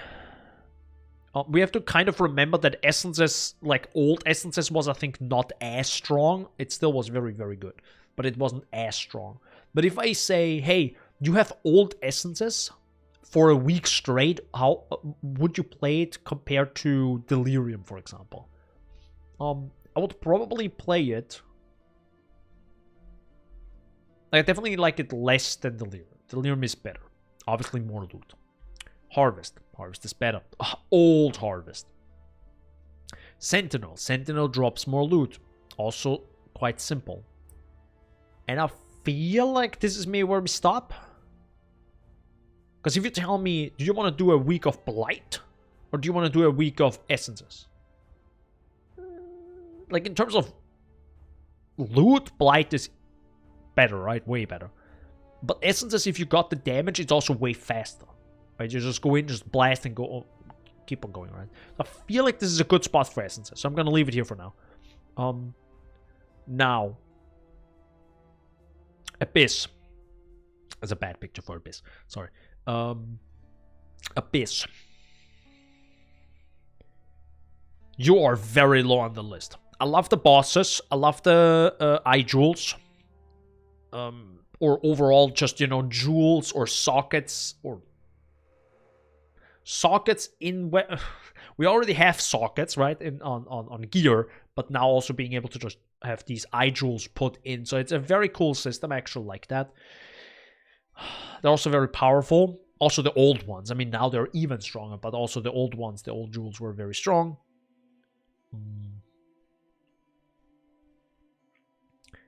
But looking at the gameplay mechanic, which is you touch a little thing, similar to Breach, that then travels throughout the map, that splits the ground open, where enemies come out of, that you have to, or you can kill if you wanted to, with a big hole, which lots of enemies come out of, and stronger ones, And then you kill all of those, and this goes on for a while, and then it potentially travels on further away, and you do this again and again and again. I think up to maybe 4 times, or I think max 3 times.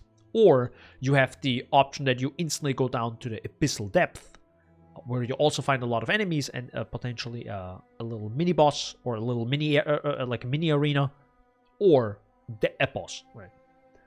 Or bosses. Technically, I think there are 2 abyss bosses. I'm a zoomer. I like running around. And the bosses are super annoying with their mechanics, so you can't blast them away instantly. Their loot is generally bad, in my opinion. I never think, oh man, Abyss, the loot is gonna be crazy. No. Forbidden Sanctum loot is good. Legion loot is good. Yeah, Scourge was meh. Synthesis and Delirium was also like okay. It's more like the quantity instead of quality, right? Either way. Abyss. Where do I put you?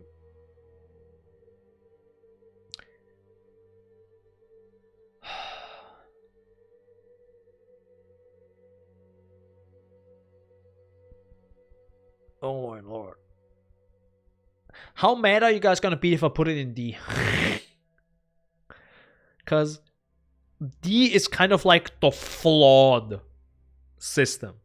The flawed category. Flawed, or it's absolutely not my type of content. And I feel like Abyss is a bit flawed. Of course, we have to think of this back then. But they could change it now, technically. Because the problem with Abyss is how it fucking travels. They have a flow map of exiles running through their areas now. Because they used it in Arch Nemesis. Put that system over to Abyss, please, for the love of God. I hate when I run towards the Abyss and it goes the other way around. This in Phantasmagoria is the most infuriating thing I've ever seen. Alright, moving on from that.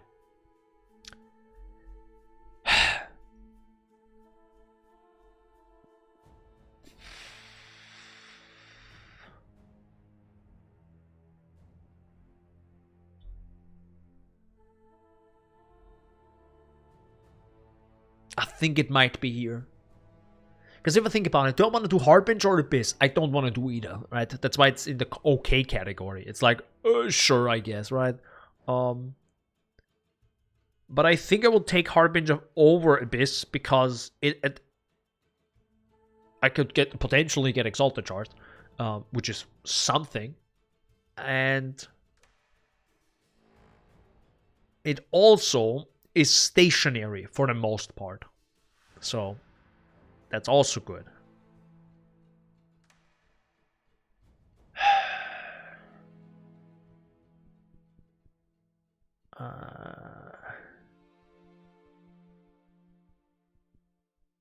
I really want to put it on the I really want to put that on the D. No, I'm not quite sure. It's not flawed. I feel like Abyss is okay.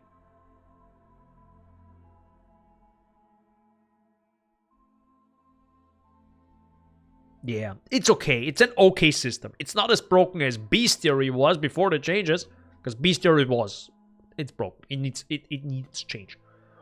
Why did I put Ritual back there again? I'm looking at Ritual sometimes and I'm like, why are you here?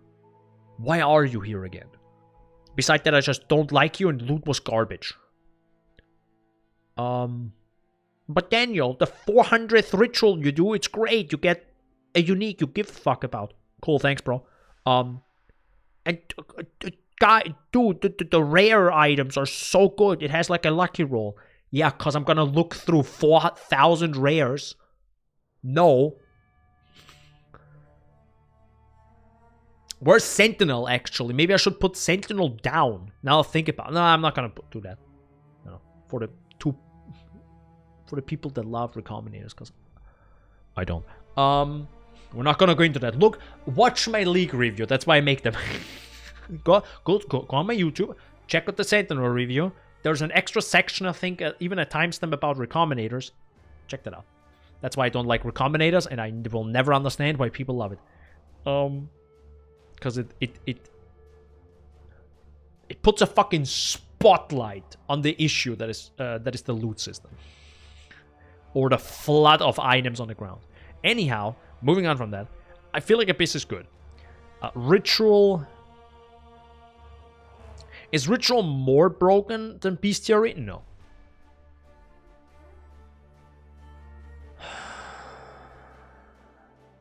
Is Bestiary more broken than Navali? Old Bestiary. Yeah. Yeah, it is. You literally kill beasts that you need to capture manually. Yeah, it's broken. Old Bestiary. I think if I compare Bestiary to right now, it'd probably be around here. It probably would be around here. Probably. Yeah. Yeah, something along those lines. Ultimatum and League, which it's so funny actually. Ritual did... I really disliked Ritual, or at least disliked is a strong word, but I completely skipped it, which means it's not worth my time in this league, which is about Ritual, to do the league. That is a massive red flag, right? Because something is majorly wrong, or something is wrong as in I do not like something, and that's why I don't even care about doing it. In the league I'm in. For the months I'm playing this game. So. Now, why was Ultimatum amazing? So, it's so weird. Because it's a circle with mobs that spawn. Okay? First of all, I think it's the gameplay mechanic. So, first of all, you had the option to make the whole thing more difficult in a variety of ways, but also get better rewards. And you saw the reward you're getting, and usually the rewards were kind of worth it. Similar to the Sanctum right now. It does it pretty well, right? You get a little bit here, and a little bit there, and a little bit cares here. So it was really good reward-wise. It was challenging, but the good part, it was challenging also because it spawned a fuck ton of mobs, and fast. Which Ritual didn't do. Ritual was so slow. It's still so slow if you don't take everything on the Atlas passive tree now. And I think you need even the Ritual vessel, which takes up a slot in your map device, right? Just make it faster. Anyhow, Ultimatum is so much better. Good. Amazing. I feel like Chaos is probably one of the best NPCs ever created in a video game. He was so good because he's exactly that what I want in video games. As in, he understands what happened before and reacted to it the next time I met him in a different instance of the game. It is so good. It was so fun. God, I want him back. So yeah.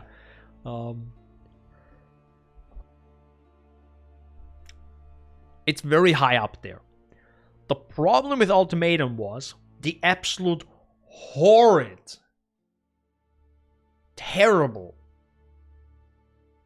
chance to get the Trial Master. That was really bad. That was really, really, really bad. I think in the entire league, and I didn't play all the way through, I have to say that. I think I had like a 3 or 4 week gap where I didn't play, because I think this was also the time I either played Assassin's Creed Odyssey or Horizon Zero Dawn. One of those two games. I'm not quite sure which one it was. I think it was Horizon Zero Dawn. I'm not quite sure. For the first time, at least. And now we played Horizon Zero Dawn on stream, you know, again. There's a collection if you want to see that. So, yeah. But it doesn't have a lot of other stuff, right? I don't think there was crafting. There were no new items like Scourge. Or sorry, currency. There was no new currency. It was a very simple league, to a degree. So, where do I put you? Where do I put Ultimatum? It's very unique, as in the NPC. The gameplay-wise, not so much. Yes and no. It definitely was a little bit of an experiment again. Which most leagues technically are, right? But man, I can't.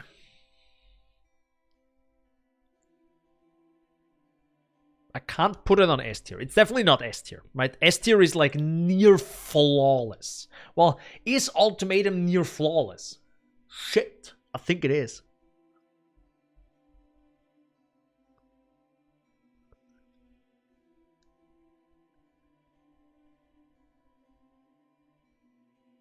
Huh.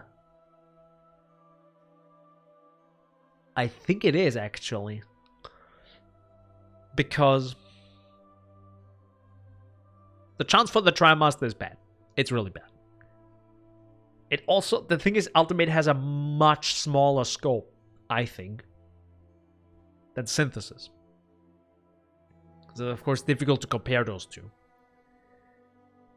But we're talking about old leagues for people that jump in, right? We're talking about when the league came out, and that is the list, pretty much, for me. But it's also a little bit weird, because this is the old leagues, but with my current knowledge, so.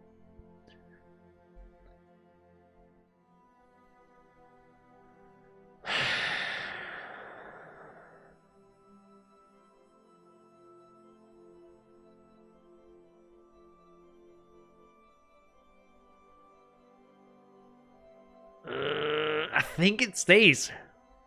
I think it stays. I think Ultimatum stays there. Yeah. I think it's S tier. Which is so funny to see, actually. Because we have Ritual, which is very similar. Literally D tier. And then we have S tier Ultimatum, which is also, again, super simple, super similar leagues that are even came out next to each other. First Ritual and then Ultimatum.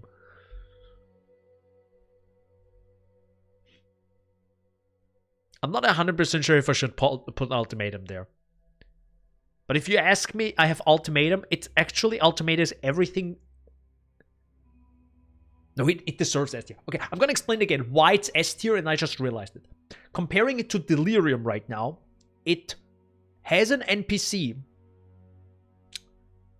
that talks shit back to you, that understands what you did before. So he interacts with you automatically, right? It's not just a voice talking about something, right? It actually has context of what he's saying. I mean, I'm talking about Chaos from Ultimatum, right? It has context. That's a +1 over Delirium. Loot is also good. There isn't, I think there was still a lot of loot, but still loot is good, right? And you can see it beforehand, and you can say, do I want to risk this, or do I don't want to, right? Because if you tell me in Delirium beforehand you get four chaos more, the next tier, I'll push the next to the next tier, right? Even if it's difficult, I see those 4 chaos that I will get because you're telling me I will push to the next Delirium tier. You know what I mean? I will do it, but it doesn't. That's fine. And comparing Ultimatum now to Synthesis, oh god, what was the comparison? It's again very difficult, which is fun. No, actually the biggest comparison is it's in a map, right? It's cool stuff in a map, and I feel like anything that is in a map usually is a little bit higher. That would be actually kind of interesting to reset this whole thing and then set it up the way of, is the content in a map? Yes, it goes high. But yeah, or how much content is in a map and why is it good? Anyhow, yeah, Ultimatum is in the map and it stays in the map, and that is already a plus compared to Synthesis, where you have to go all the way, like, away, right? It's similar content, as in you just blast, right, and you run through, but you can stay in your map, do Ultimatum, blast, and run through. So I don't know, it feels a little bit better. It's a lot more time consuming Ultimatum potentially. Maybe. Either way, I feel like it's near perfect. But it's also a smaller scope than Synthesis. And I think even than Delirium. Well, they're also bosses. Either way. Alright. 3 big leaks. So we have something here actually hidden behind my big ass head. You know, my big forehead. Yes. Incursion.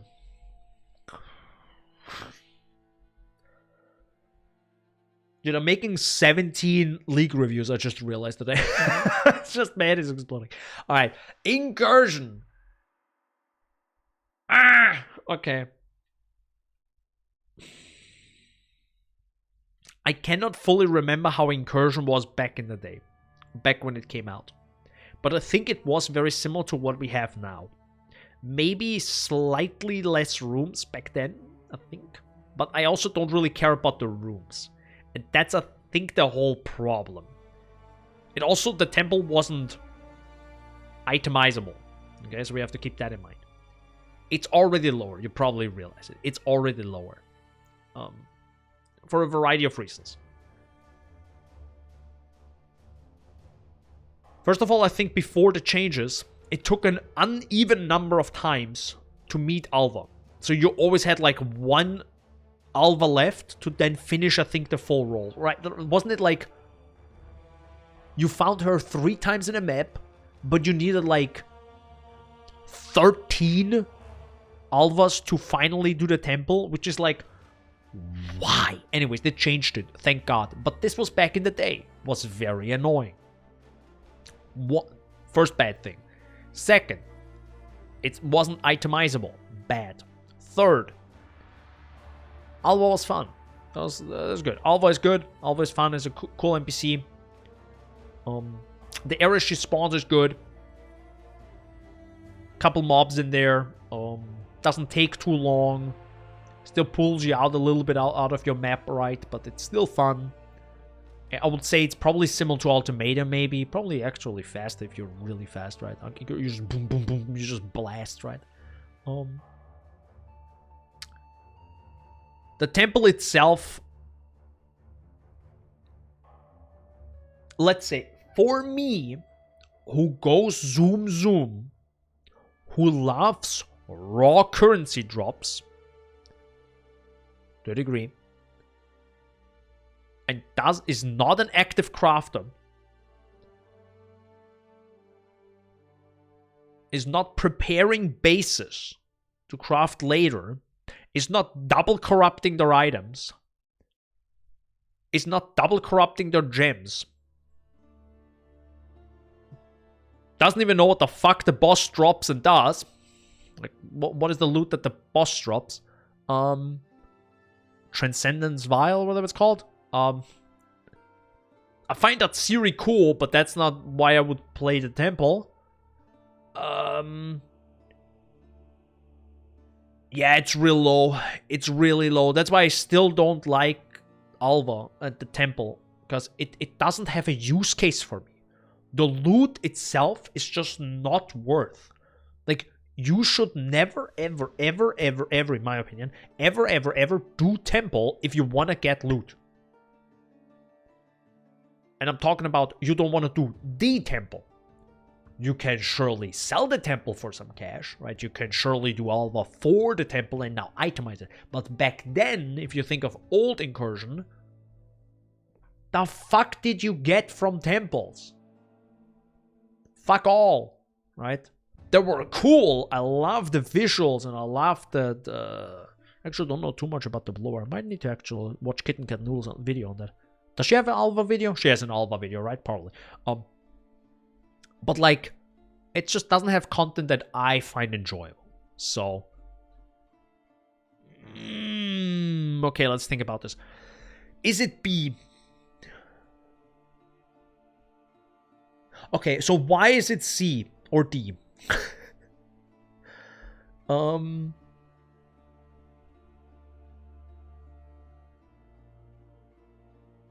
Okay, why is it D?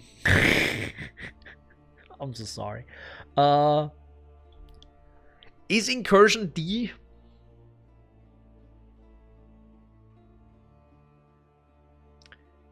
Is it flawed? The old temple was flawed. I would even see the new temple is slightly flawed. And it's mostly just loot related. Like the amount of time it takes. First of all, you need to get the missions for Alva. Then you need to do them in a map, in a higher tier map potentially, right? You need to go in, kill the mobs, open as many rooms as possible, which is RNG. And kill the right, or open the rooms, or upgrade the rooms, right? So you need to understand that whole mechanic.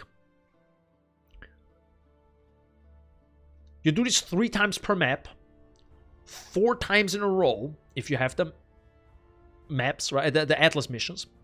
Then you need to go into the temple, which also takes a significant amount of time, depending on where the rooms are. Well, depends on, do you only do the rooms that you care about, or do you do all the rooms? Either way, it takes a significant amount of time to do the temple. What the fuck do you get out of it? I think I'm not gonna run out with like a divine or 20 chaos. I doubt. You know? So incursion is flawed. It is flawed and it was flawed. For me. For the time you invest. And yes, I think that's not why people do incursion. It literally has nothing to do with loot. It's all about that double corrupt, baby. Which I'm also not interested in. Because it literally bricks the item. I know that's the point. I'm fine if it's in the game. I'll just not do it. Same with... You can get a special synthesis implicit if you throw 3 random items together. Wait, no, they're not random. You have to know what you're throwing in, even though we're not telling you, right? I'm gonna ignore that content, right?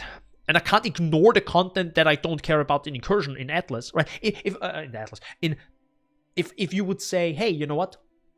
You're right, Daniel. Maybe you don't like double corrupting, but there are specific rooms that you may get, or maybe you likely get, or an upgrade to tier 3 that drop a lot of loot, right? That there's a high chance you get a divine. First of all, I've never seen it. Second of all, I could then potentially look past everything and just hone onto that one room and potentially get my divine. You know, just blast through and just get it, right? That would be fine. But that's also not the case in incursion, otherwise it would be higher. So yeah. It's down there. It's down there. Alright.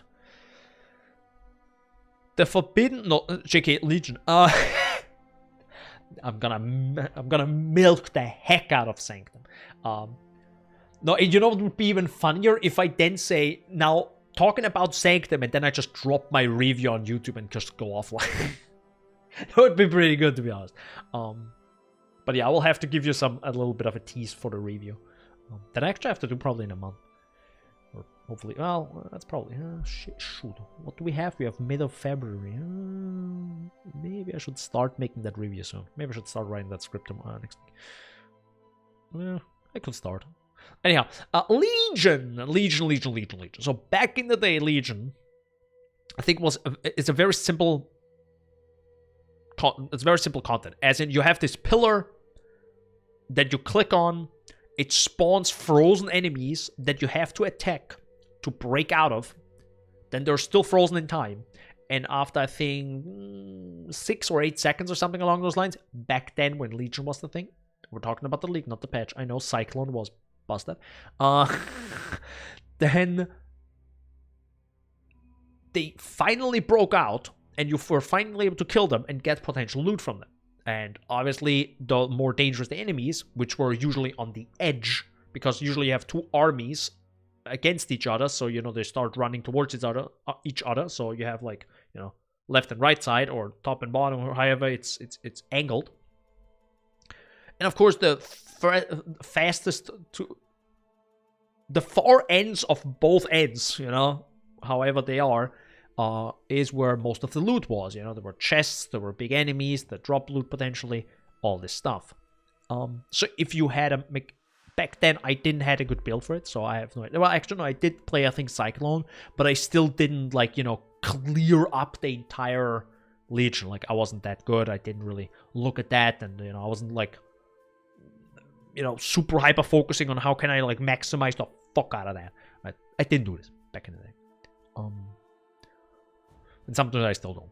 So it was very simple, to be honest, right? You click a thing, it spawns a ton of mobs, you break as many enemies as possible out of that thing, or potentially all of them if your build can handle it. Then you waited a little bit more, and then, or I think if you broke all the, I think that was back in the day as well. If you broke all the enemies free, all of them, it instantly starts, so you don't have to wait like the next few seconds. And then you just do it all over again, right? Just blast all these enemies, and you get loot, and you move on. Now, there are a couple flaws with Legion. And we have to talk about this from back in the day, because now it's not a problem anymore with Atlas passive trees. And yes, I'm talking about splinters. They are god-awful. If you tell me, and that's actually, it kind of hurts, because I make my money with Legion, running Legion, right? I love Legion now. But if I think about old Legion, and I have to do old Legion with whatever build I want, doesn't matter, for a week straight, let's put it that way again, right? My classic way of answering this, where would I put it? It would be very, very, very, very, very low. Yes, I know there's also like these timeless emblems, right? Timeless emblems. Cool content. Love it. I love the theme. Dude, Legion theme is still like... We're gonna do an OST tier list at some point. I actually wanted to do this for like YouTube, but I think on stream it's also really fun. We're gonna do an OST tier list at some point. Don't worry about it. I'm gonna milk the heck out of that. No. Where is Legion? Old Legion would be very low. It's fun blasting a ton of mobs.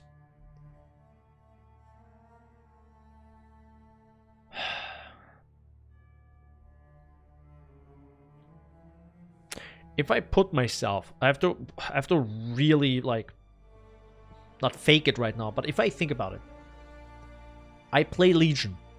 I say, you know what? I love this league. I love playing Legion, but I will not pick up splinters.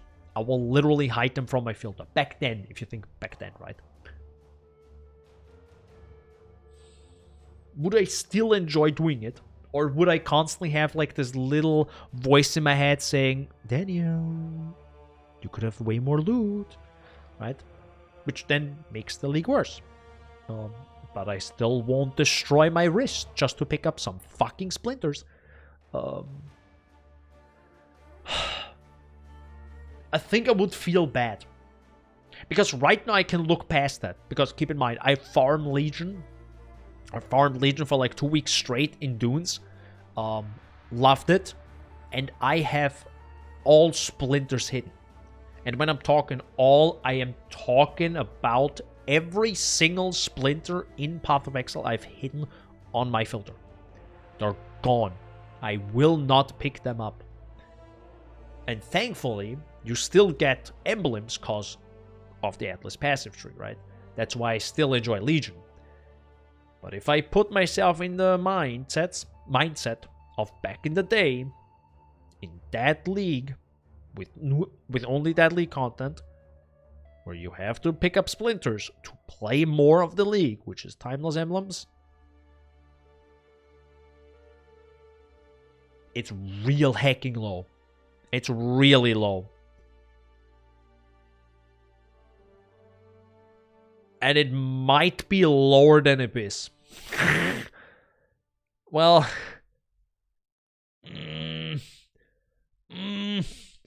I mean,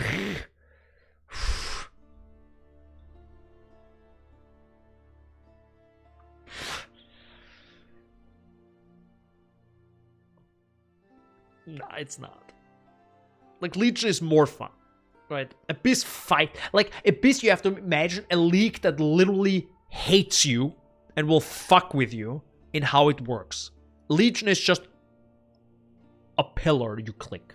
That's it. It might spawn weirdly, but it's not like the enemies spawn and run away from you. Holy fuck, please don't make that league. GG, please don't. Don't. I'm giving them ideas right now. No, please. We reworked Rogue Exiles. They're running away from you now. Fuck you. We technically it already exists. That's a rare mod. That's a rare modifier, right? That just runs away from you. All right. Anyhow,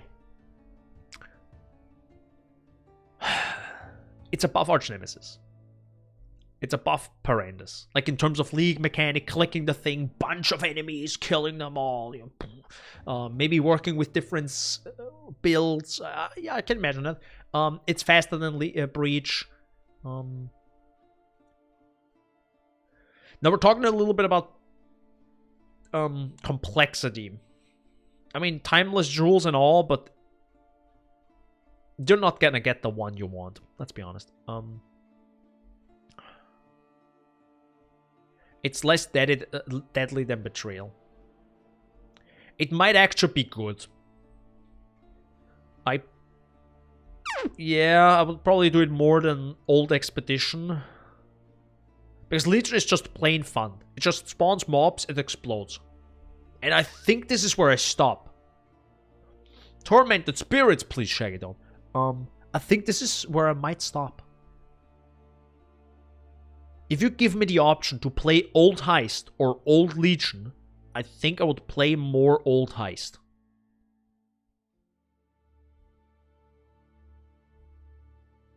Yeah. Old Heist has a new Heist, whatever. Like old as in back then when it came out. Like when the league came out. It has a bunch of NPCs, funny dialogue, cool areas, new areas which look good, contracts, blueprints. I mean, I haven't even talked about some of these like crazy experimented bases and uniques from Heist. I haven't even talked about them. Jesus Christ. So yeah, it also has that. I think that's a good spot to put Legion. Between like Old Heist and Old Expedition. Even the Expedition hasn't changed much. Well, besides the picking up stuff. That's a good point. Wait a second. Expedition... No, that's fine. What I mean is Tormented Spirits run away from... I know, yeah. I will still say, if they don't put Sentinel back in and yeet Tormented Spirits before Path of Exile 2 or in Path of Exile 2, I will have to... I will need to talk to someone at ExileCon. I actually just realized... Dude, I hadn't... Let's finish this and then I'm gonna talk about the one idea. Remember me? Tell me before I go offline to talk about this one aspect. Tell me about ExileCon and story.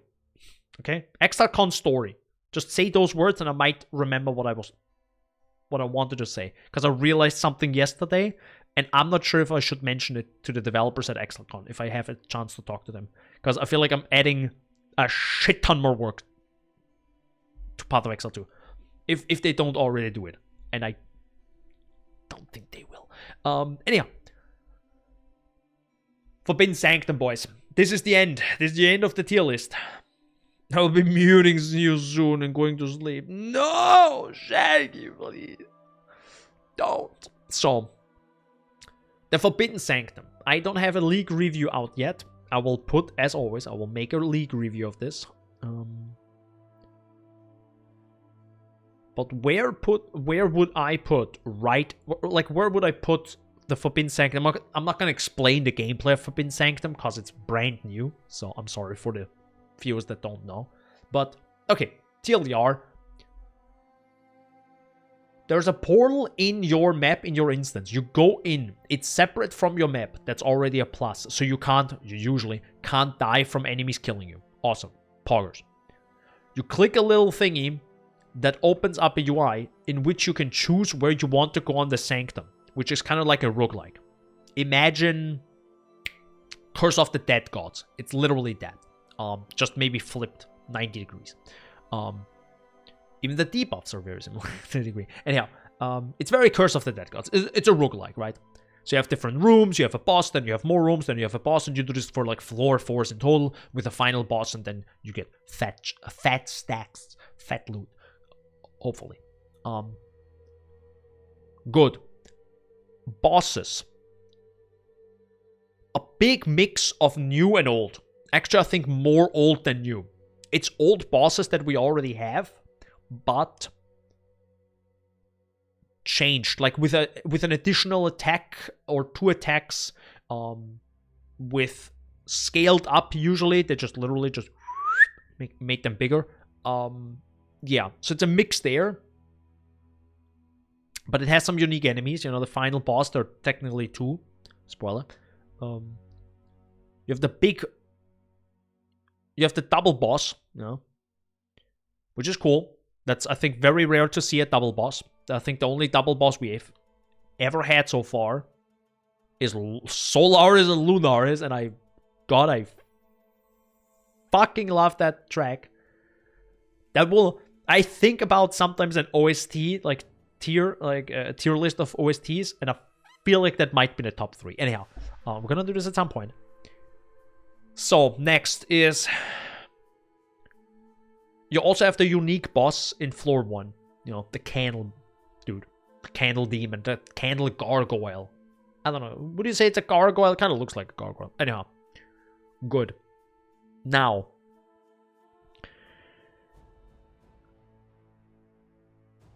I think there are unique areas. Or either old areas with new textures. No, I'm pretty sure they're new areas. Like, I think they're all new textures, new areas, new everything.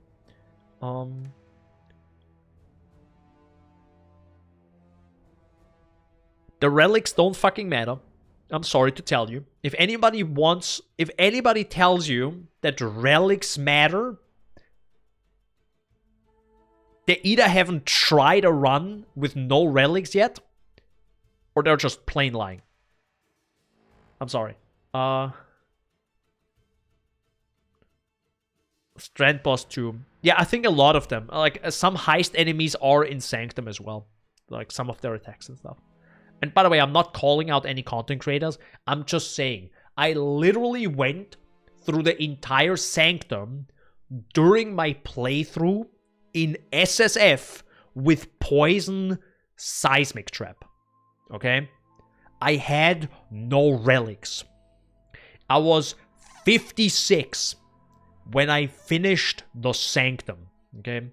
You cannot tell me that relics matter for the Sanctum. They are there as a little nugget of something that distracts you a little bit. But technically, I could take out all my relics and still finish the Sanctum because I have fucking damage. That's all it matters. It's literally it's kind of an indirect, what do you say, a damage. What do you say?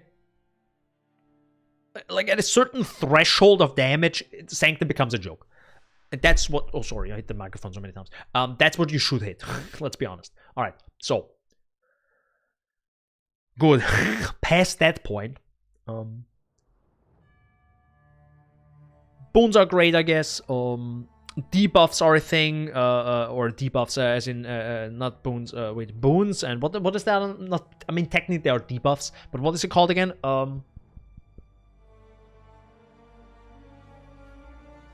Something with A. Anyhow, the bad stuff. Good. My brain is melting right now, 4 hours in.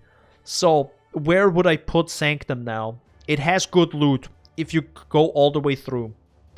If you give me a week just blasting Sanctum, where would I put it? Affliction, thank you.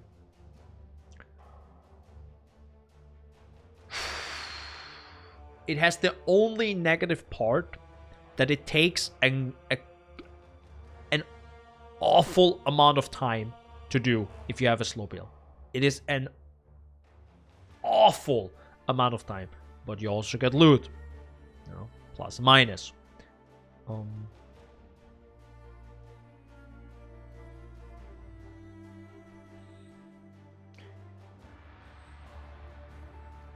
I cannot with good conscience put it over Scourge and over Ultimatum. I also can't put it with good conscience in S tier. I cannot. Reason is most of the bosses are reused. The guards are reused. And I'm not saying reused is bad. I'm just saying, right? I'm comparing Ultimatum and Scourge, which... Fuck, the Scourge bosses are so good. Like, I was literally, the goddamn shepherd jumped towards me while I was walking to him after I died to him, and I literally shaked my mouse. He literally scared the fuck out of me. That never happened in Sanctum, right? Scourge bosses are on a whole different level. They're like 6 levels above qual. Like, they're insane. I love them. Good. Beta might be, you know, a reference somewhere in Sanctum. I don't fucking know. I'm just saying. Anyhow, so Sanctum. Can I put it? Is it A tier? I think it's A tier. It's great, right? It's like an 8 out of 10. You can kind of say it's definitely an 8 out of 10 because the loot is good, the bosses are nice, the areas are cool. There are 4 different floors, so they change, right? They have different themes. That's also really cool. And you feel really rewarded putting effort and damage in your character, right? And going zoomy to a degree, right? At some point, only zoom is also not going to help you. If you tell me, do I play in a week of Sanctum or any of the other ones here?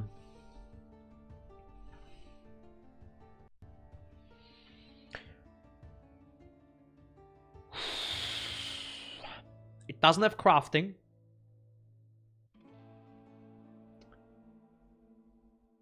It has the unique relics, so that's kind of cool if you want the challenge, but that's also not something I like. Or, well, I find it cool, and I did it a couple times. Again, relics kind of don't care. Don't matter. Definitely help you, but yeah. If you do a shit ton of damage. Or just use Seismic Trap. Or Spark, to be honest. Yeah, just make a 200 or 600 Divine Spark build and just go ham. Just brrrr. Anyhow. Would have put it above Synthesis.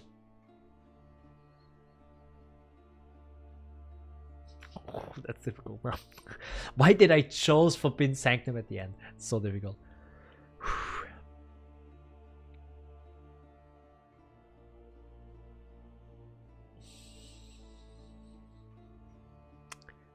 I think, yeah.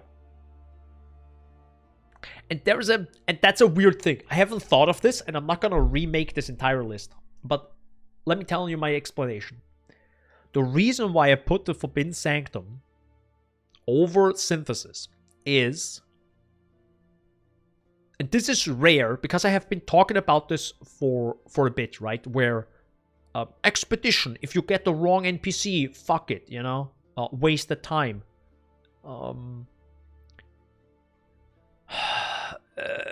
Did I say it somewhere else? I'm not even sure if I mentioned something else similarly somewhere with some content. Delve, maybe? You know, let me say it differently. A lot of leagues have an aspect to them which I just absolutely ignore. Or even dislike. Well, rarely dislike, but usually very strongly ignore. Because I'm like, sure, it's there, but I really don't care. Incursion and Double Corrupt. It's there. I will never, ever, ever, ever, ever, ever use it. And keep in mind, we're talking about old Incursion before you can itemize stuff. Anyhow, so Sanctum has the complete package. Synthesis doesn't. Synthesis has a awful RNG system of combining items that is not transparent to the player at all and can't even be made transparent by the player, right?